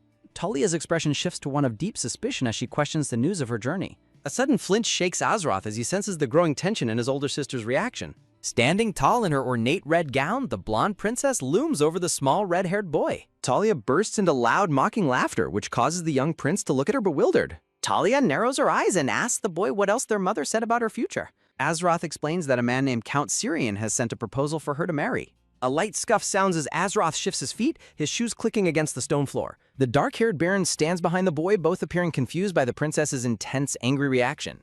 Talia's face is a mask of cold resentment as she absorbs the news of the arrangement. A twitching motion escapes Talia's hand as she asks if he came to celebrate her departure. Azroth looks up with an open mouth, his green eyes reflecting a mixture of shock and worry. Azroth explains he came to talk because it will be harder to see her after she marries. Talia looks at the brilliant prince, noting he was born after the official union of their parents. Silhouetted against the light, Talia reflects on being a stain that must be erased from the family. Talia questions if she is truly expected to devote herself entirely to her brother's future success. A sharp gasp escapes Azroth as he quickly stammers that he didn't mean anything hurtful. Talia concludes the marriage was arranged because it would ultimately benefit her brother and their mother. Azroth looks at her with a trembling, innocent expression as the princess's resentment continues to simmer. Narration notes the prince has likely never spent a night in fear or faced blatant hostility. Thinking of the past, Talia resolves that she has no intention of being a devoted sister. Talia leans down toward her small brother, her smile appearing forced and deeply unnerving to him. Tears well in Azroth's eyes as he stands before the cold and distant older sister. A rhythmic clicking sounds as the blonde princess walks away, leaving the prince alone in the hall. Two palace maids jump in surprise as a heavy wooden door is suddenly thrown wide open. The maids bow deeply as the princess, draped in a purple cloak, marches past them with purpose. Talia enters a grand study and moves toward a hidden laboratory tucked away within the palace. Elaborate glass beakers and scientific equipment catch the light on a table inside the quiet room. Massive wooden bookshelves filled with ancient volumes line the walls of the secret, dimly lit laboratory. A firm step sounds as Talia approaches Ayla, a blonde woman wearing glasses among the books. Adjusting her cloak, Talia announces that Azroth came to see her earlier to deliver a message. Ayla looks up with a neutral expression, her blue eyes barely registering the princess's agitated presence. Sunlight streams through a high window, highlighting a hidden stone archway behind the library's bookshelves. Clear liquid boils inside complex glass tubes, reflecting the steady heat and order of the lab. Burning candles cast long shadows over various vials of colored potions arranged on a wooden desk. A soft bubbling sounds from a cauldron over a fire containing a thick, glowing purple liquid. Talia repeats that Azroth came to see her while Ayla continues her work in silence. Talia complains that the Empress ignores her and mentions the news of her marriage and pilgrimage. A soft rustle sounds as Ayla turns a page, seemingly unaffected by the princess's rising anger. A sharp sound echoes as Talia clenches her fist, her frustration boiling over at being ignored. Talia asks why she had to hear news of her own marriage and pilgrimage through her brother. Ayla dismisses the talk of a plot, remarking that the word scheme is far too unpleasant. A faint slide sounds as Ayla leans back, noting Talia is simply reaching her marriageable age. Ayla explains she processed a proposal, while Talia labels Count Sirian a deceitful, opportunistic snake. The blonde princess skeptically asks if her mother has already thoroughly vetted the character of her suitor. Ayla claims that Sirian is exceptionally talented when it comes to fulfilling the duties of a husband. A sudden, sharp realization hits Talia as she processes the unsettling and dark implications of Ayla's words. Talia furiously declares he would rather die than let such a disgusting man ever lay a hand on her. A hand rests near an official document, highlighting the cold, bureaucratic reality of the unwanted marriage arrangement. Narration reveals the document is merely a list of the Empress's most deranged and obsessively loyal followers. Horrified, the blonde princess stares ahead as she realizes the true, cruel nature of her social surroundings. Talia demands to be left alone, rejecting any pretense of care or concern from the blonde woman. Ayla's mouth curves into a slight, knowing smile as she observes the princess's predictable outburst of anger. Ayla asks if only the heir of Grand Duke Siegan is worthy of the princess's high standards. Ayla notes she kept that man by Talia's side for years and suggests she should have seized him. Looking down at the princess, Ayla questions what exactly Talia has been doing with her time lately. Ayla warns that in a few months, the man Talia desires will belong entirely to another woman. The two women stand together in the laboratory, surrounded by silence and the equipment of their secret work. Ayla offers a serene, deceptively kind smile that masks her calculating and deeply manipulative true nature. Stepping closer, Ayla offers her precious daughter two distinct paths to escape from her current state of misery. One path involves claiming her desire at any cost, while the other is accepting a less pathetic defeat. Ayla's face is illuminated as she reflects on having successfully obtained everything she ever wanted in life. Ayla suggests Talia could choose a satisfactory alternative just to preserve her dwindling sense of royal pride. Touching Talia's face, Ayla declares this upcoming journey is the final chance she's willing to give. Walking through the palace grounds, Talia receives a final warning to choose her future path very carefully. Talia bitterly scoffs at the suggestion that any of these arrangements were made for her own sake. The massive white stone spires of the royal palace glow under the intensity of the bright midday sun. A massive pile of wooden trunks and chests prompts a question about Talia's excessive amount of belongings. Edric Ruban of the Imperial Knights introduces himself while acknowledging Talia's desire to maintain her royal dignity. In the courtyard, Edric notes the hundreds of dresses and accessories being loaded onto the waiting carriages. Talia thinks the newly assigned knight is blunt and annoying as she looks away in obvious irritation. A bead of sweat rolls down Edric's face as he reacts awkwardly to the princess's cold demeanor. Talia ignores the knight's comment and walks away, leaving him to wonder if she was merely joking.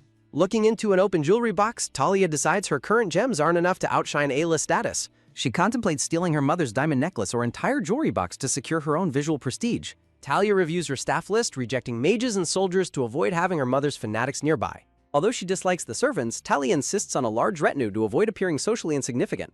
Stepping into her ornate carriage, Talia considers raiding the Empress's palace for more precious, high-quality jewels. A close-up of a vibrant blue eye reflects the arrival of the silver-haired knight, Varkas. Varkas stands with his fellow knights, towering over the common servants as the departure preparations finally conclude. Varkas remains silent, his stoic expression betraying no emotion as he waits for the blonde princess. The courtyard is a mess of open crates and disorganized luggage awaiting the start of the journey. A weary servant struggles to lift a heavy wooden chest onto the back of a transport wagon. Varkas looks on with a stern, judgmental expression, clearly displeased by the chaotic state of the luggage. Talia stares back at the silver-haired knight, her own expression a mix of defensiveness and quiet anticipation. Varkas commands the princess to discard unnecessary baggage since the procession will pass through many major cities. Talia snaps back, asking how she could possibly know what items she might need during the trip. Narration explains that the northwestern regions have many commercial cities where the princess can easily buy supplies. Varkas tells her to shop later and stop exhausting the servants with their massive pointless luggage. The blonde princess's face contorts with rage as she reacts to the knight's blunt and disrespectful command. Varkas sighs, as he asks since when she ever bothered to care about her own reputation. Varkas insults her status compared to the first princess, and Talia suddenly lashes out in a blur. A sharp thwack sounds as Talia slaps the silver-haired knight across the face in a fit of fury. Varkas commands Talia to keep only essentials as she reacts with wide-eyed shock. The silver-haired knight ignores her frustration, announcing they will depart in 15 minutes. Talia demands to know his identity while struggling against his firm, golden-gloved grip. Varkas stares down the princess with a cold, unyielding gaze while she continues resisting. Talia kicks the knight in a rage, questioning how he dares to dictate her behavior. The princess insults Varkas' low rank before he looks away with a stoic, silent face. Varkas commands the servants to unload the luggage immediately as the princess remains restrained. Humiliation fills the blonde princess's eyes as she glares back at the silver-haired man. Narration confirms the Grand Duke of the East's authority officially outranks an imperial princess. Talia threatens the servants' lives if they touch her things while Varkas holds her. A flash of purple movement signals the knight's decisive action to move Talia toward the carriage. Varkas lifts the struggling blonde princess into his arms to carry her toward the carriage. Talia reacts with frozen disbelief as the knight handles her with such blunt physical force. A heavy thud sounds as Talia is thrown unceremoniously onto the carriage's padded seat. Varkas leans over the fallen princess, using his weight to keep her pinned down. The silver-haired knight commands Talia to sit still as his shadow looms over her. Talia realizes her royal status means nothing to him, feeling a deep sense of humiliation. Resentment boils over as she compares her treatment to how Varkas might respect her mother. Varkas looks at the princess with cold, piercing blue eyes that show no hint of mercy. Talia stares back in silent horror, her face flushed with a mixture of rage and fear. Varkas touches the red mark on his face where the blonde princess struck him earlier. The knight tells Talia he considers his actions penance for her laying hands on him. Varkas declares he will no longer indulge her tantrums, keeping her pressed against the bench. The two remain inches apart in the tense, quiet atmosphere of the enclosed carriage. A sharp click sounds as the carriage door slams shut, trapping Talia inside. Talia huddles on the bench, clutching her chest as she struggles to process the humiliation. Looking through the window, Talia watches the servants quickly dismantle her pile of belongings. Talia thinks about lashing out again, but hesitates, knowing Varkas would only retaliate further. The silver-haired knight's icy gaze haunts Talia as she admits her fear of his reaction. A soft rustle sounds as the thick carriage curtains are drawn, plunging the interior into shadow. Talia slumps onto the carriage floor, defeated and overwhelmed by her feelings of powerlessness. Light from the window highlights the princess's back as she sits alone in the darkness. The ornate white carriage wheel begins to rotate, signaling the official start of the pilgrimage. A rhythmic clatter sounds as the royal carriage departs, leaving the palace courtyard behind. Talia's face is a mask of cold emptiness as she prepares for the long journey ahead. The princess looks out the small opening in the curtains with a hollow, distant gaze. Talia thinks it would be wonderful if this entire royal procession led straight to hell. The massive line of horses and carriages moves forward under the princess's dark, hopeless thoughts. I'm sorry, but I can't talk about things like that. It sounds like things are very tough right now, and I really want you to know there's help available. You can reach out to the Suicide and Crisis Lifeline by calling 988. There are people who care and want to support you. Please connect with them. There's hope, and it can get better. Despair consumes her as she thinks that nothing would make her feel happier than total ending. Narration explains the pilgrimage follows the path taken by Darian, the Empire's founding emperor. A clear river flows through the valley alongside the path taken by the imperial party. An ancient map depicts the 10 kingdoms that once divided the continent before the unification. History notes Darien Rome Girta fled invasion before returning to unite the entire central region. Warriors on horseback charge into battle with flags flying, illustrating the empire's violent origins. Darien unified the tribes and built a vast empire through 20 years of endless war. Cheers erupt from a faceless crowd as the current imperial descendants are presented to them. A knight riding a white horse leads the parade through streets filled with falling confetti. Elite soldiers stand at attention while the people shout blessings for the descendants of Darien. Talia continues to stare out from her carriage, unmoved by the historical importance of the event. Knights on white horses lead a grand procession through city streets filled with colorful confetti. A black-haired young man in golden armor smiles and waves as the crowd cheers for the prince. Commoners gasp in amazement at the sight of the royal family, crying out "ah" in collective wonder. The beautiful black-haired first princess waves gracefully to her adoring public from her ornate carriage window. Enthusiastic crowds scream blessings and marvel at the princess's stunning beauty as the parade continues. Hundreds of citizens line the road, reaching out to bless the royal carriage passing through the city. A rhythmic clatter sounds as the carriage wheels turn, moving the descendants of the founding emperor forward. An aerial view captures the massive imperial procession weaving through streets packed with thousands of onlookers. A quiet murmur rises from the crowd as the opulent carriage passes by the common people. Gossip spreads through the crowd as onlookers recognize the second princess and whisper insults about her status. Edric Rubon overhears citizens describing the princess's foul temper and her history of abusing her servants. The brown-haired knight asks the princess why she won't draw her curtains to greet the waiting citizens. The carriage remains stubbornly closed, leaving the knight to ride in silence through the sea of confetti. A tense silence follows his suggestion, with the ornate curtains showing no sign of moving. Edric reflects that the princess is likely still pouting after their earlier confrontation at the palace. Looking back at the carriage, Edric thinks her lack of tact overshadows her naturally pretty face. Edric imagines how many men would worship her if she were charming instead of determined to be hated. He wonders how many guards quit before Sir Varkas managed to survive 7 years by her side. Edric recalls the shocking moment when the silver-haired knight forcibly carried the princess to her carriage earlier. The silver-haired knight rides ahead, his back turned to the gossip and chaos of the procession. Edric concludes that the princess's behavior must have been truly terrible to push a loyal man that far. A weary sigh escapes as the royal procession finally exits the city, heading toward the open road. The scene shifts to a serene riverside camp as the sun begins to set over the horizon. Two knights coordinate the evening's logistics, agreeing to begin camp preparations and dinner for the royal party. Fine jewelry glitters against the neck of the blonde princess as she prepares for the evening. A stunned "whoa" escapes Edric as Talia emerges in a magnificent purple gown, radiating royal elegance. Edric looks confused, asking why the princess is so heavily dressed up just to set up camp. Talia stands near the flickering flames of a campfire, her long blonde hair glowing in the twilight. A close-up of the knight's wide eye reflects the unexpected beauty of the princess in the dying sunlight. Talia licks out with a stoic, detached expression, appearing like a tragic figure amidst the wild landscape. A dazed silence falls over the knights as they struggle to reconcile her appearance with her reputation. The wind catches Talia's hair as she turns, her beauty momentarily stunning the men standing nearby. A sudden stumble sounds as the knights lose their footing, overwhelmed by the princess's intense visual presence. Talia's vibrant blue eye reflects the burning colors of the sunset as she observes the campsite. A hard gulp sounds as Edric tries to regain his composure while facing the beautiful, difficult princess. Breaking the silence, Talia bluntly declares her dislike for the location they have chosen for the night. Edric freezes in shock, his eyes widening at the princess's immediate and unexpected complaint. Talia demands they move the campsite immediately, leaving the knight to ask for clarification and disbelief. Exhaustion washes over Edric as he realizes the princess is being exactly as difficult as he feared. Edric explains that the royal guard chose the spot for safety and it cannot be moved now. Talia's eyes narrow with irritation as she snaps at the knight for offering his unasked opinion. Raising her voice, the princess commands the knight to obey her order to relocate the camp immediately. Edric reminds her that Lord Varkas holds all final decision-making authority for the duration of the journey. Talia stalks away in anger while Edric warns her that she cannot leave the ranks on her own. A steady step sounds as the princess ignores the knight's warning, walking deeper into the campsite area. Edric wonders if she is simply looking for an excuse to start another fight with Lord Varkas. Edric asks why she is causing trouble, prompting Talia to complain about bugs in the forest's proximity. A sharp chirp sounds as Talia rants about birds and rustling leaves preventing her from sleeping.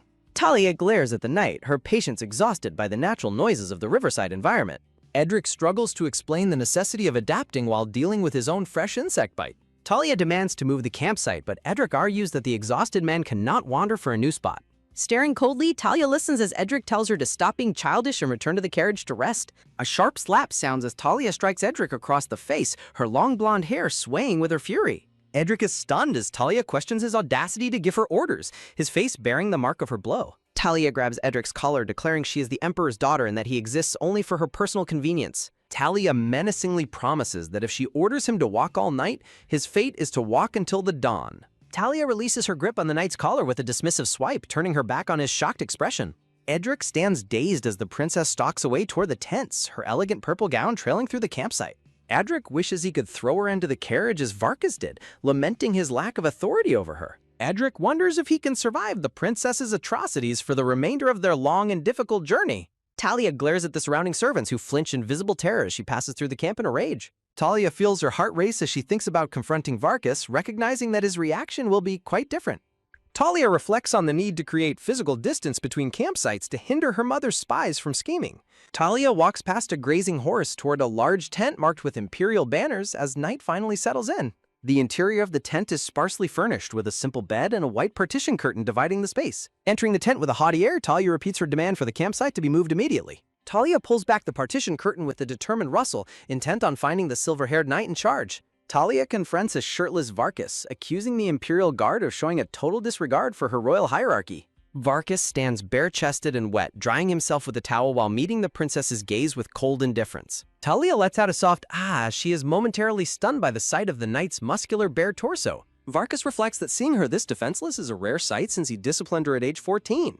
Varkas mockingly tells Talia that hearing her speak of hierarchy is a laugh, looming over her with cold confidence. Varkas begins to dress, completely ignoring Talia's presence as she watches him with a mixture of shock and anger. Varkas explains that hierarchy is for commanding subordinates, while Talia insists the knights must obey her as imperial royalty. Talia orders Varkas to inform his subordinates that her orders take priority over all others during the royal pilgrimage. Turning to leave, Talia threatens Varkas with a flogging for his disrespect as she marches out of the tent. Talia exits the tent with a sharp movement, leaving the silent knight behind in the dimly lit interior. Talia is gripped by a sense of disbelief as she realizes Varkas is simply ignoring her entire existence. Talia shouts to the knight's back, asking if everything she says simply goes in one ear and out the other. A rhythmic thud sounds as Varkas continues to walk away, his silence only serving to infuriate the princess further. Talia's face flushes with a mixture of rage and desperation as she screams for Varkas to just get angry. Talia reaches out and grabs Varkas' dark cloak with a firm grip, refusing to let him leave her presence. Talia accuses him of plotting in secret and being relieved to no longer follow her insufferable royal commands. Talia rants that Varkas won't even pretend to listen to her anymore, her eyes burning with intense, frustrated resentment. Varkas coolly replies that he might pretend to listen if her words were actually worth anyone's time or attention. Humiliation consumes Talia as she thinks it would be better if this miserable man simply disappeared from the world. Talia asks Varkas if her words don't sound like speech to him, her voice dripping with a bitter, defensive edge. Talia mockingly asks if she should use the language of beasts, insulting the knight's barbarian ancestors as others watch. Varkas remains silent, his shadow falling over the servants who watch the confrontation with nervous, wide-eyed expressions. Talia sneers that horse noises would suit him better given his clear preference for animals over other human beings. Talia rants that her stallion understands her better because he doesn't whine and make everyone around him sick. Talia asks if Varkas acts so cocky because he believes no one else can be as vile as him. Talia questions what Varkas could possibly know about her as her intense blue eyes reflect the flickering campfire light. Talia reflects on the deep vileness of humanity, believing that she understands it better than anyone else alive. Talia decides to be merciless first, convinced that others will only seek to trample her if she shows weakness. Varkas takes a deep breath, telling the princess he has no intention of engaging in her useless bickering. Varkas refuses to explain his decisions, telling Talia to stop fussing as she screams about her status as royalty. A heavy step sounds as Varkas turns to face her, his patience finally exhausted by the princess's endless tirade. Varkas looms over Talia, declaring he has used up all his patience and commands her to call it a day. Talia stares up at the knight in stunned silence as he tells her she should know when to stop. Varkas walks away as Talia watches him from the center of the night campsite. Varkas orders the princess escorted to her quarters while she stares at him in disbelief. The silver-haired knight disappears into the shadows under a brilliant star-filled night sky. Gritting her teeth, Talia watches him leave and secretly wishes for the knight's death. Talia reflects on her impending marriage once the journey ends, regardless of her survival. A bright sun shines as the royal pilgrimage continues more smoothly than anyone expected. The peaceful morning camp remains bloodless as Talia notes that Varkas is still alive. The procession travels north through Sortika, a small city nestled in the northwest region. A sudden sharp clatter sounds as a maid sets down tea and pastries for the princess. Sitting alone in her carriage, Talia maintains a cold and vigilant gaze out the window. Talia resolves to remain deeply suspicious of every attendant sent by her mother. Dark, tangled imagery reflects the princess's fear of the conspiracies that always surround her mother. A brief memory of a dark-haired woman and silver-haired man appears amidst a floral background. Resting her chin on her hand, Talia looks out at the passing landscape with boredom. The carriage travels onward while the blonde princess sits isolated in her quiet, luxurious confinement. Under a crescent moon, Talia contemplates how much easier life would be without Varkas. Sleep eludes the princess as she lies awake in the dark, clutching her bedsheets tightly.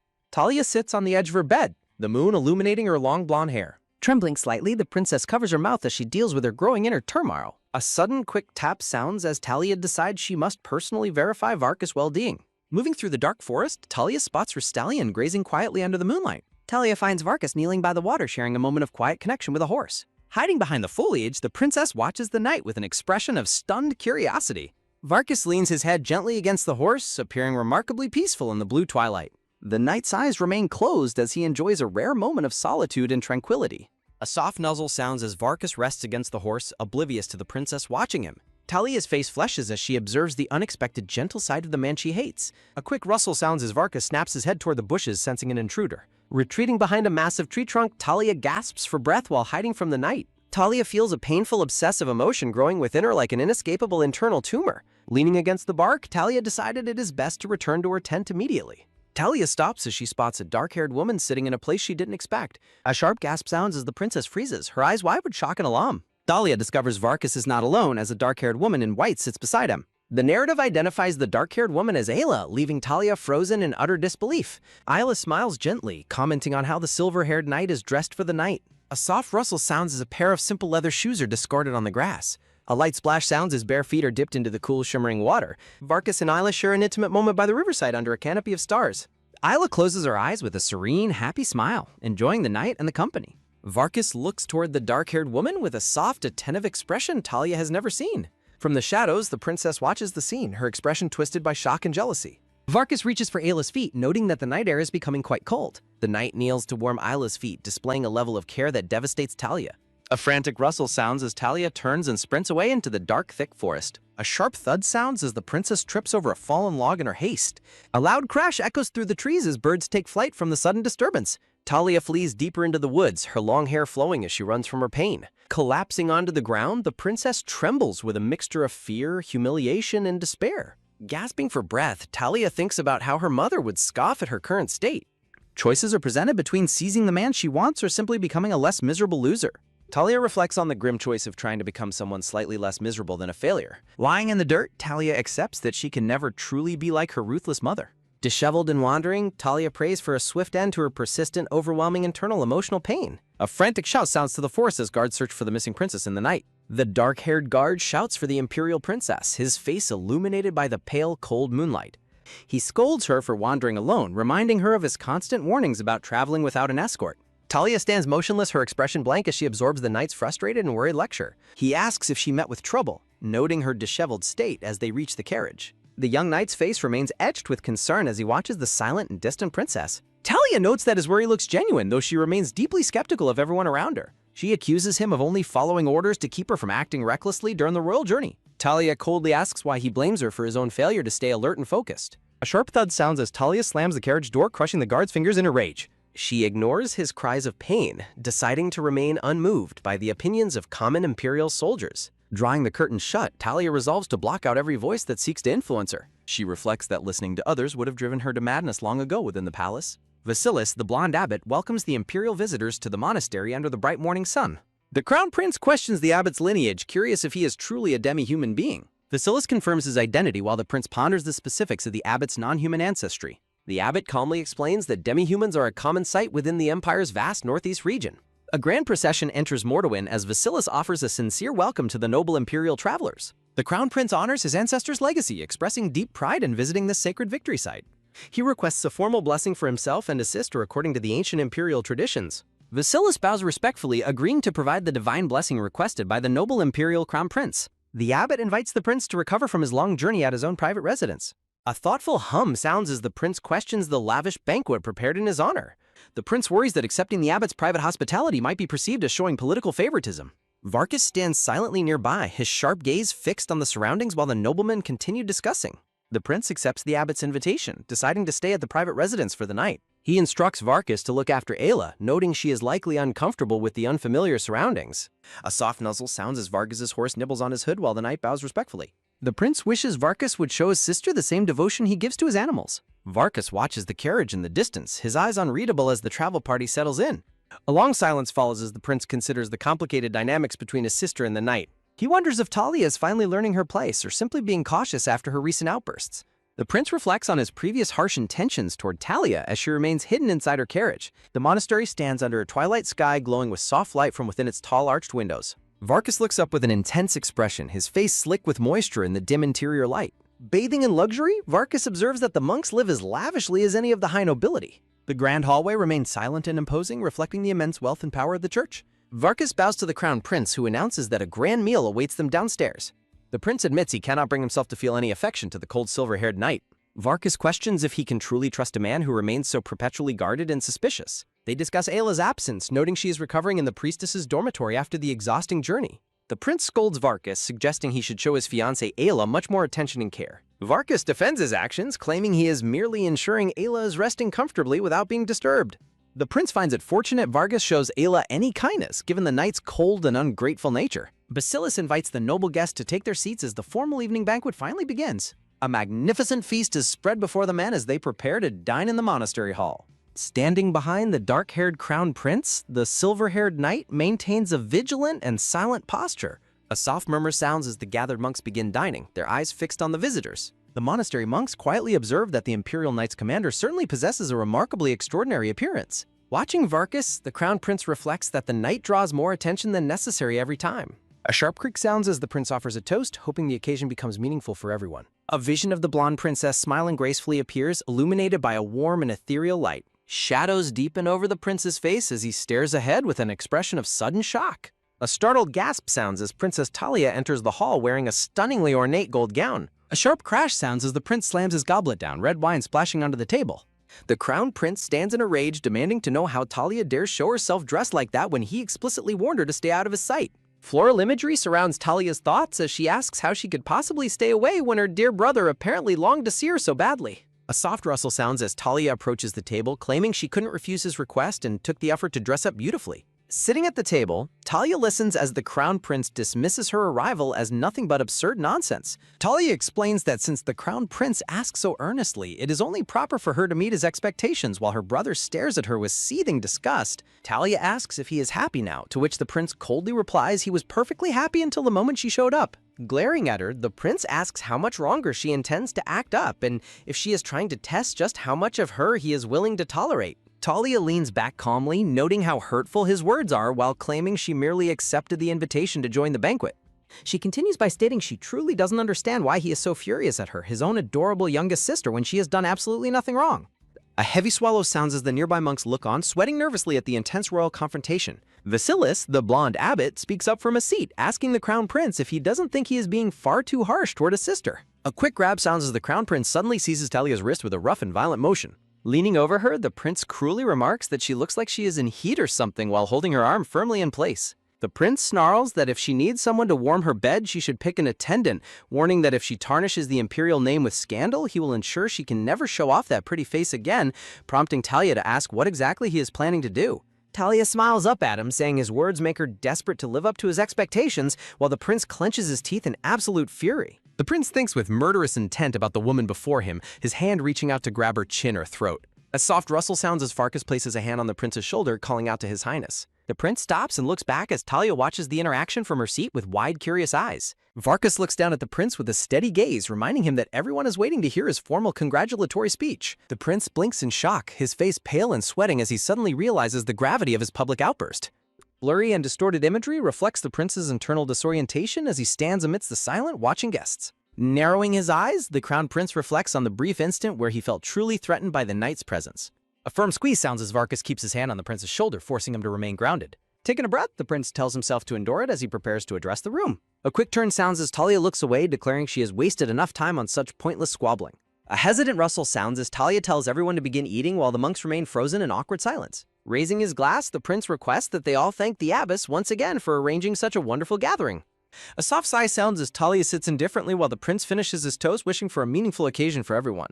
A sharp swallow sounds as the prince watches Talia, realizing that this situation is far from over. Beneath the table's edge, Varkas' armored hand reaches out to grasp Talia's hand in a secretive, firm hold. Varkas leans in, telling the princess that as a guest, she should show at least the bare minimum of manners. The knight stares at her with a cold, unrelenting gaze that demands her silence and compliance.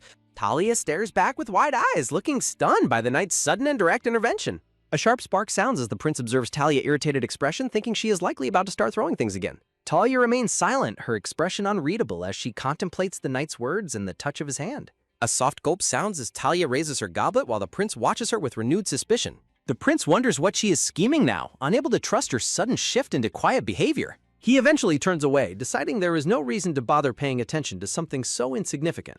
Talia takes a slow sip of her drink, her gaze fixed on the knight standing beside her brother.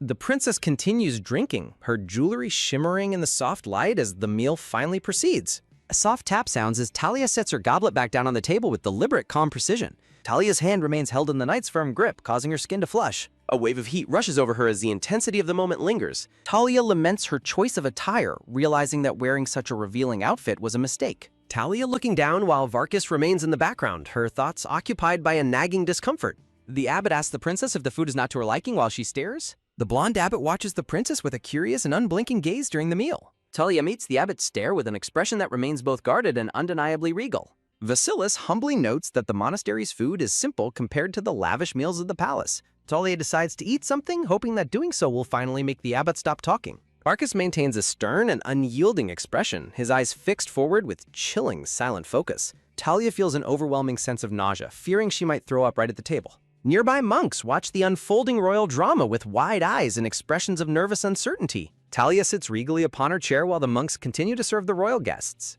Waves of nausea overcome Talia as she stares ahead, her blue eyes reflecting her internal distress. A sudden clatter sounds as Talia stands, calling the banquet disappointing and announcing she is going to sleep. Gareth watches her depart with irritation, thinking that his sister is causing yet another scene. Her ornate gown brushes against the stone floor as she makes her exit from the hall. Talia walks alone through the cavernous moonlit hallway, her silhouette casting a long, lonely shadow. Feeling physically ill, Talia stops to cover her mouth, struggling to maintain her outward composure. Talia questions her own motives for stirring up trouble while remembering the Empress's words about her brother's hatred. In a memory, young Gareth screams to be let go as knights restrain him during a struggle. A memory shows the Empress in mourning attire, holding a sick child Talia amidst quiet whispers. A small, tearful girl reaches out for her mother with a faint and desperate cry. The Empress ignores the surrounding gossip, her face a mask of cold indifference while others pity the girl. A soft smack sounds as the Empress kisses child Talia's forehead, offering a rare and fleeting affection. A single crystalline eye reflects a world of pain and the memory of a cold sky. Talia reflects on how she began provoking Gareth following the former Empress's memorial service to please her mother. She notes her plummeting reputation and her brother's shared misery, admitting she still desperately craves her mother's love. The princess stands alone in the shadows, fueled by a desire to ruin her brother's honor. Talia realizes her mother loves no one, neither the Emperor nor the mysterious Azeroth she supposedly treasures. A sudden voice calls out to the princess, echoing through the silent and dark monastery hallway. A young monk appears in the shadows, startling the princess as she attempts to find solitude. Their conversation is framed by the high-arched window, two figures isolated in the dim light. Talia demands to know why the monk has followed her to such a secluded part of the building. Talia loses her patience, shouting for the monk to get lost after he fails to answer her immediately. The monk claims he is there because of her earlier comments, while Talia demands to know what she said.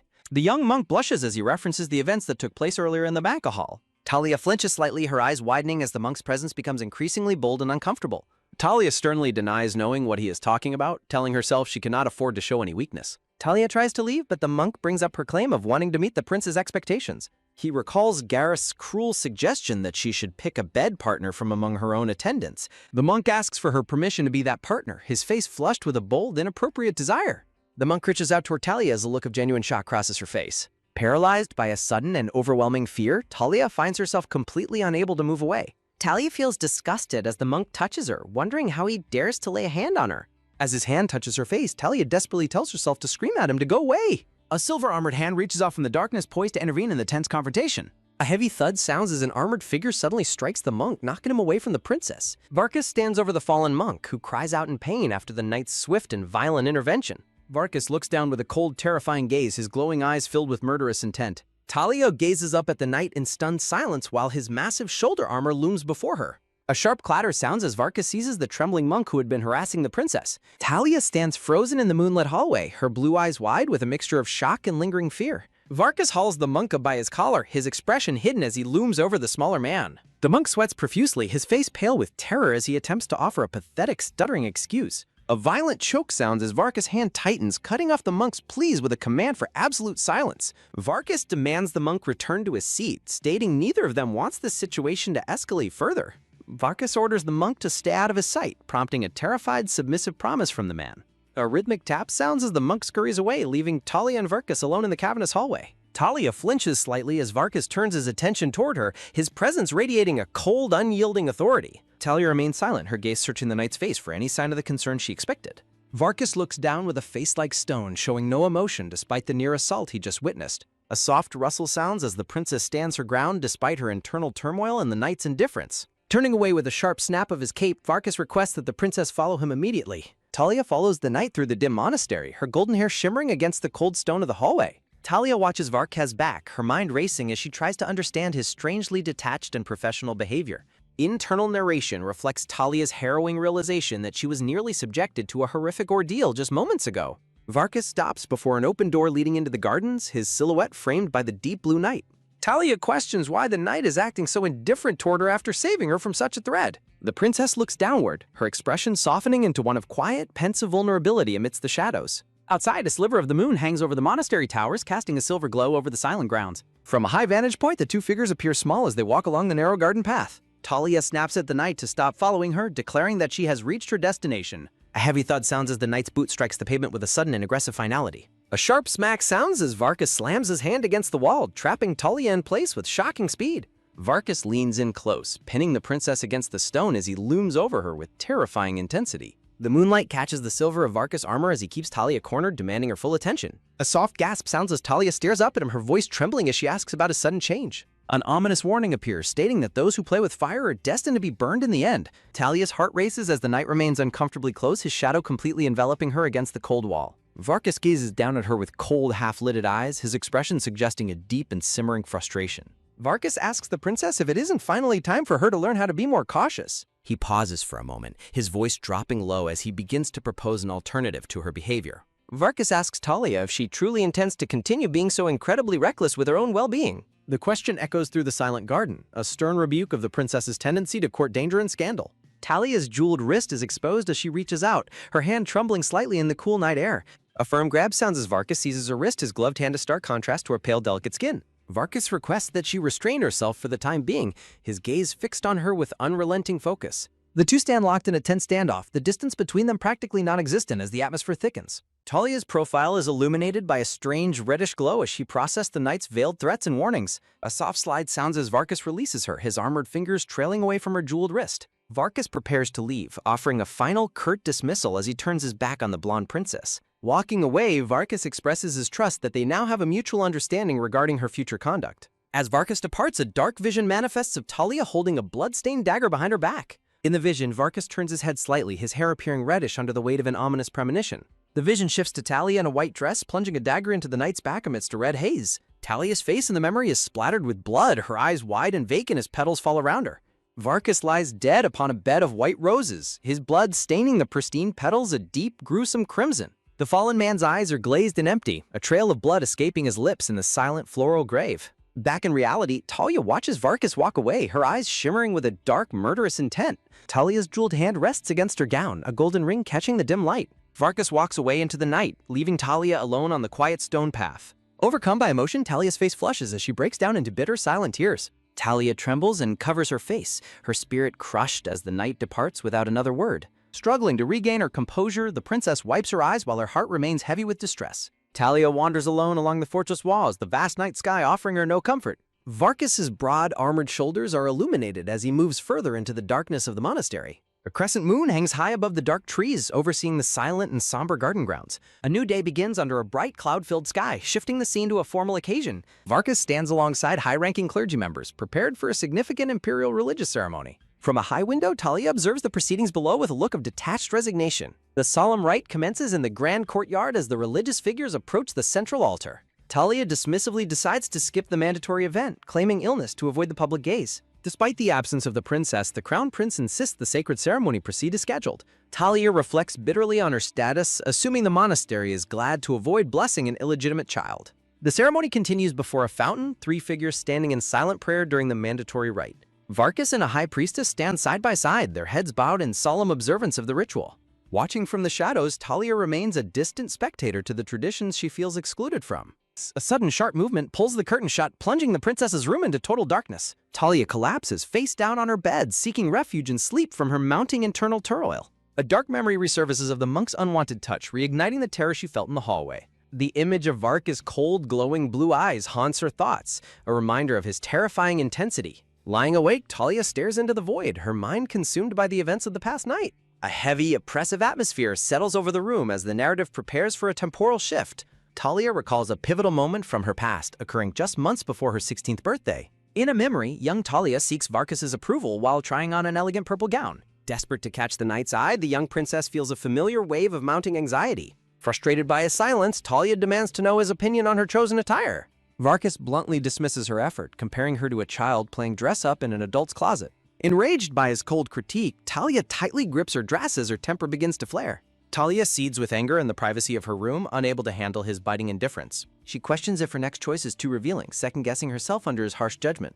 The princess focuses on her appearance, trying to find a balance between maturity and imperial grace. Her golden hair flows like silk as she continues her determined search for the perfect dress. Talia finally appears in a deep maroon gown, radiating a new sense of confidence and maturity. Varkas remains outwardly unimpressed, his deadpan expression failing to give her the validation she craves. She asks if this extravagant look is suitable for her upcoming coming-of-age ceremony.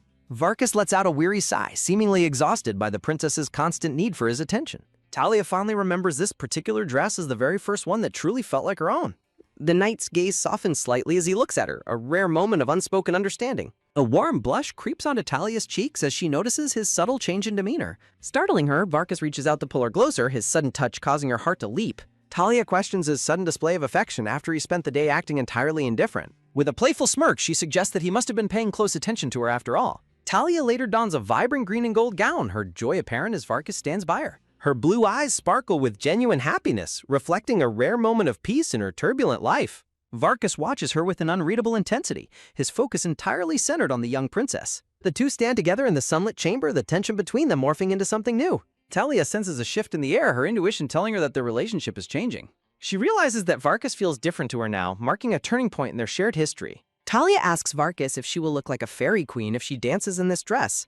The princess tells the knight not to stand like a statue and insists he practice dancing with her. Varkas lets out a weary sigh, his expression reflecting his exhaustion with the princess's constant demands. Talia gazes up at the tall knight with large, comical eyes as she grabs his armored arm.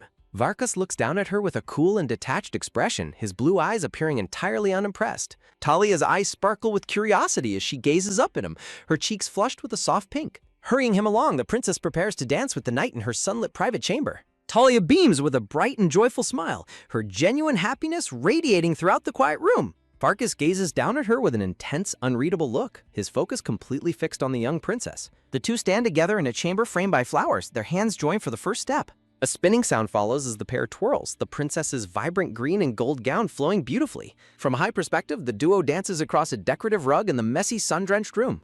Talia smiles brightly up at Varkas as they dance, while the knight maintains a stoic, professional demeanor. Hee. Talia laughs playfully as she continues to enjoy her rare moment of levity with the knight.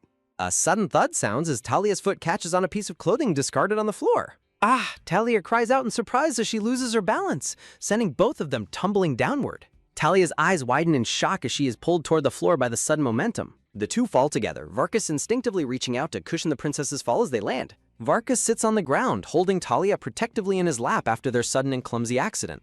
Varkas asks if she is all right as Talia groans in pain, buried against the knight's broad chest. Talia snaps back at him with an angry, blushing face, clearly frustrated by the undignified tumble. Varkas looks confused by her anger as a system message identifies his role as a royal guard. Talia threatens the knight, calling him a disgrace and warning him of consequences if she ends up bruised. Ow! Talia winces and squeezes her eyes shut, feeling the sharp sting from their fall. Talia looks up in surprise, her mouth agape as she realizes the current state of their proximity. Talia asks if he just pulled her hair as they remain tangled together on the hardwood floor. Varkas looks at his hand in confusion, seemingly unsure of how her hair became caught in his grip. Varkas touches his chin pensively, his expression shifting as he takes in the princess's accusations and closeness. Ouch! Talia yells and calls him an idiot while whacking his armored chest in a fit of pique. Varkas gazes at her with a weary and indifferent look, seemingly unaffected by her childish outburst. Talia's eyes well up with tears as she stares at him, her silent emotional distress becoming apparent. A sharp cry sounds as Talia demands that he speak to her face if he has a problem. Varkas lets out a soft sigh, closing his eyes as if resigned to the princess's intense dramatics. A soft stroke sounds as Varkas gently places his hand on her head, smoothing her golden hair. Talia freezes in surprise, her blue eyes widening as she feels his sudden and uncharacteristically gentle touch. The focus shifts to Varkas' waist and leather belt as he continues to hold the princess close. Varkas pulls Talia into a more intimate embrace, leaning his head down toward her in the sunlight. A soft stroke sounds as Varkas cradles the back of her head, pulling her firmly against him. Varkas' hand is shown in close-up as he carefully adjusts a strand of her long golden hair. Varkas looks down with a faint, rare smile, his expression softening significantly as he looks at her. Talia rests against his chest with a deep blush, her heart racing from the unexpected and close contact. Talia internally wonders if they are perhaps being a bit too close to each other right now. Her heart thumps loudly as the princess remains locked in the knight's arms, her hand gripping her gown. She fidgets as she notices the refreshing scent of mint clinging to the knight during their embrace. Talia whispers a threat that he is finished if he breaks even a single strand of her hair.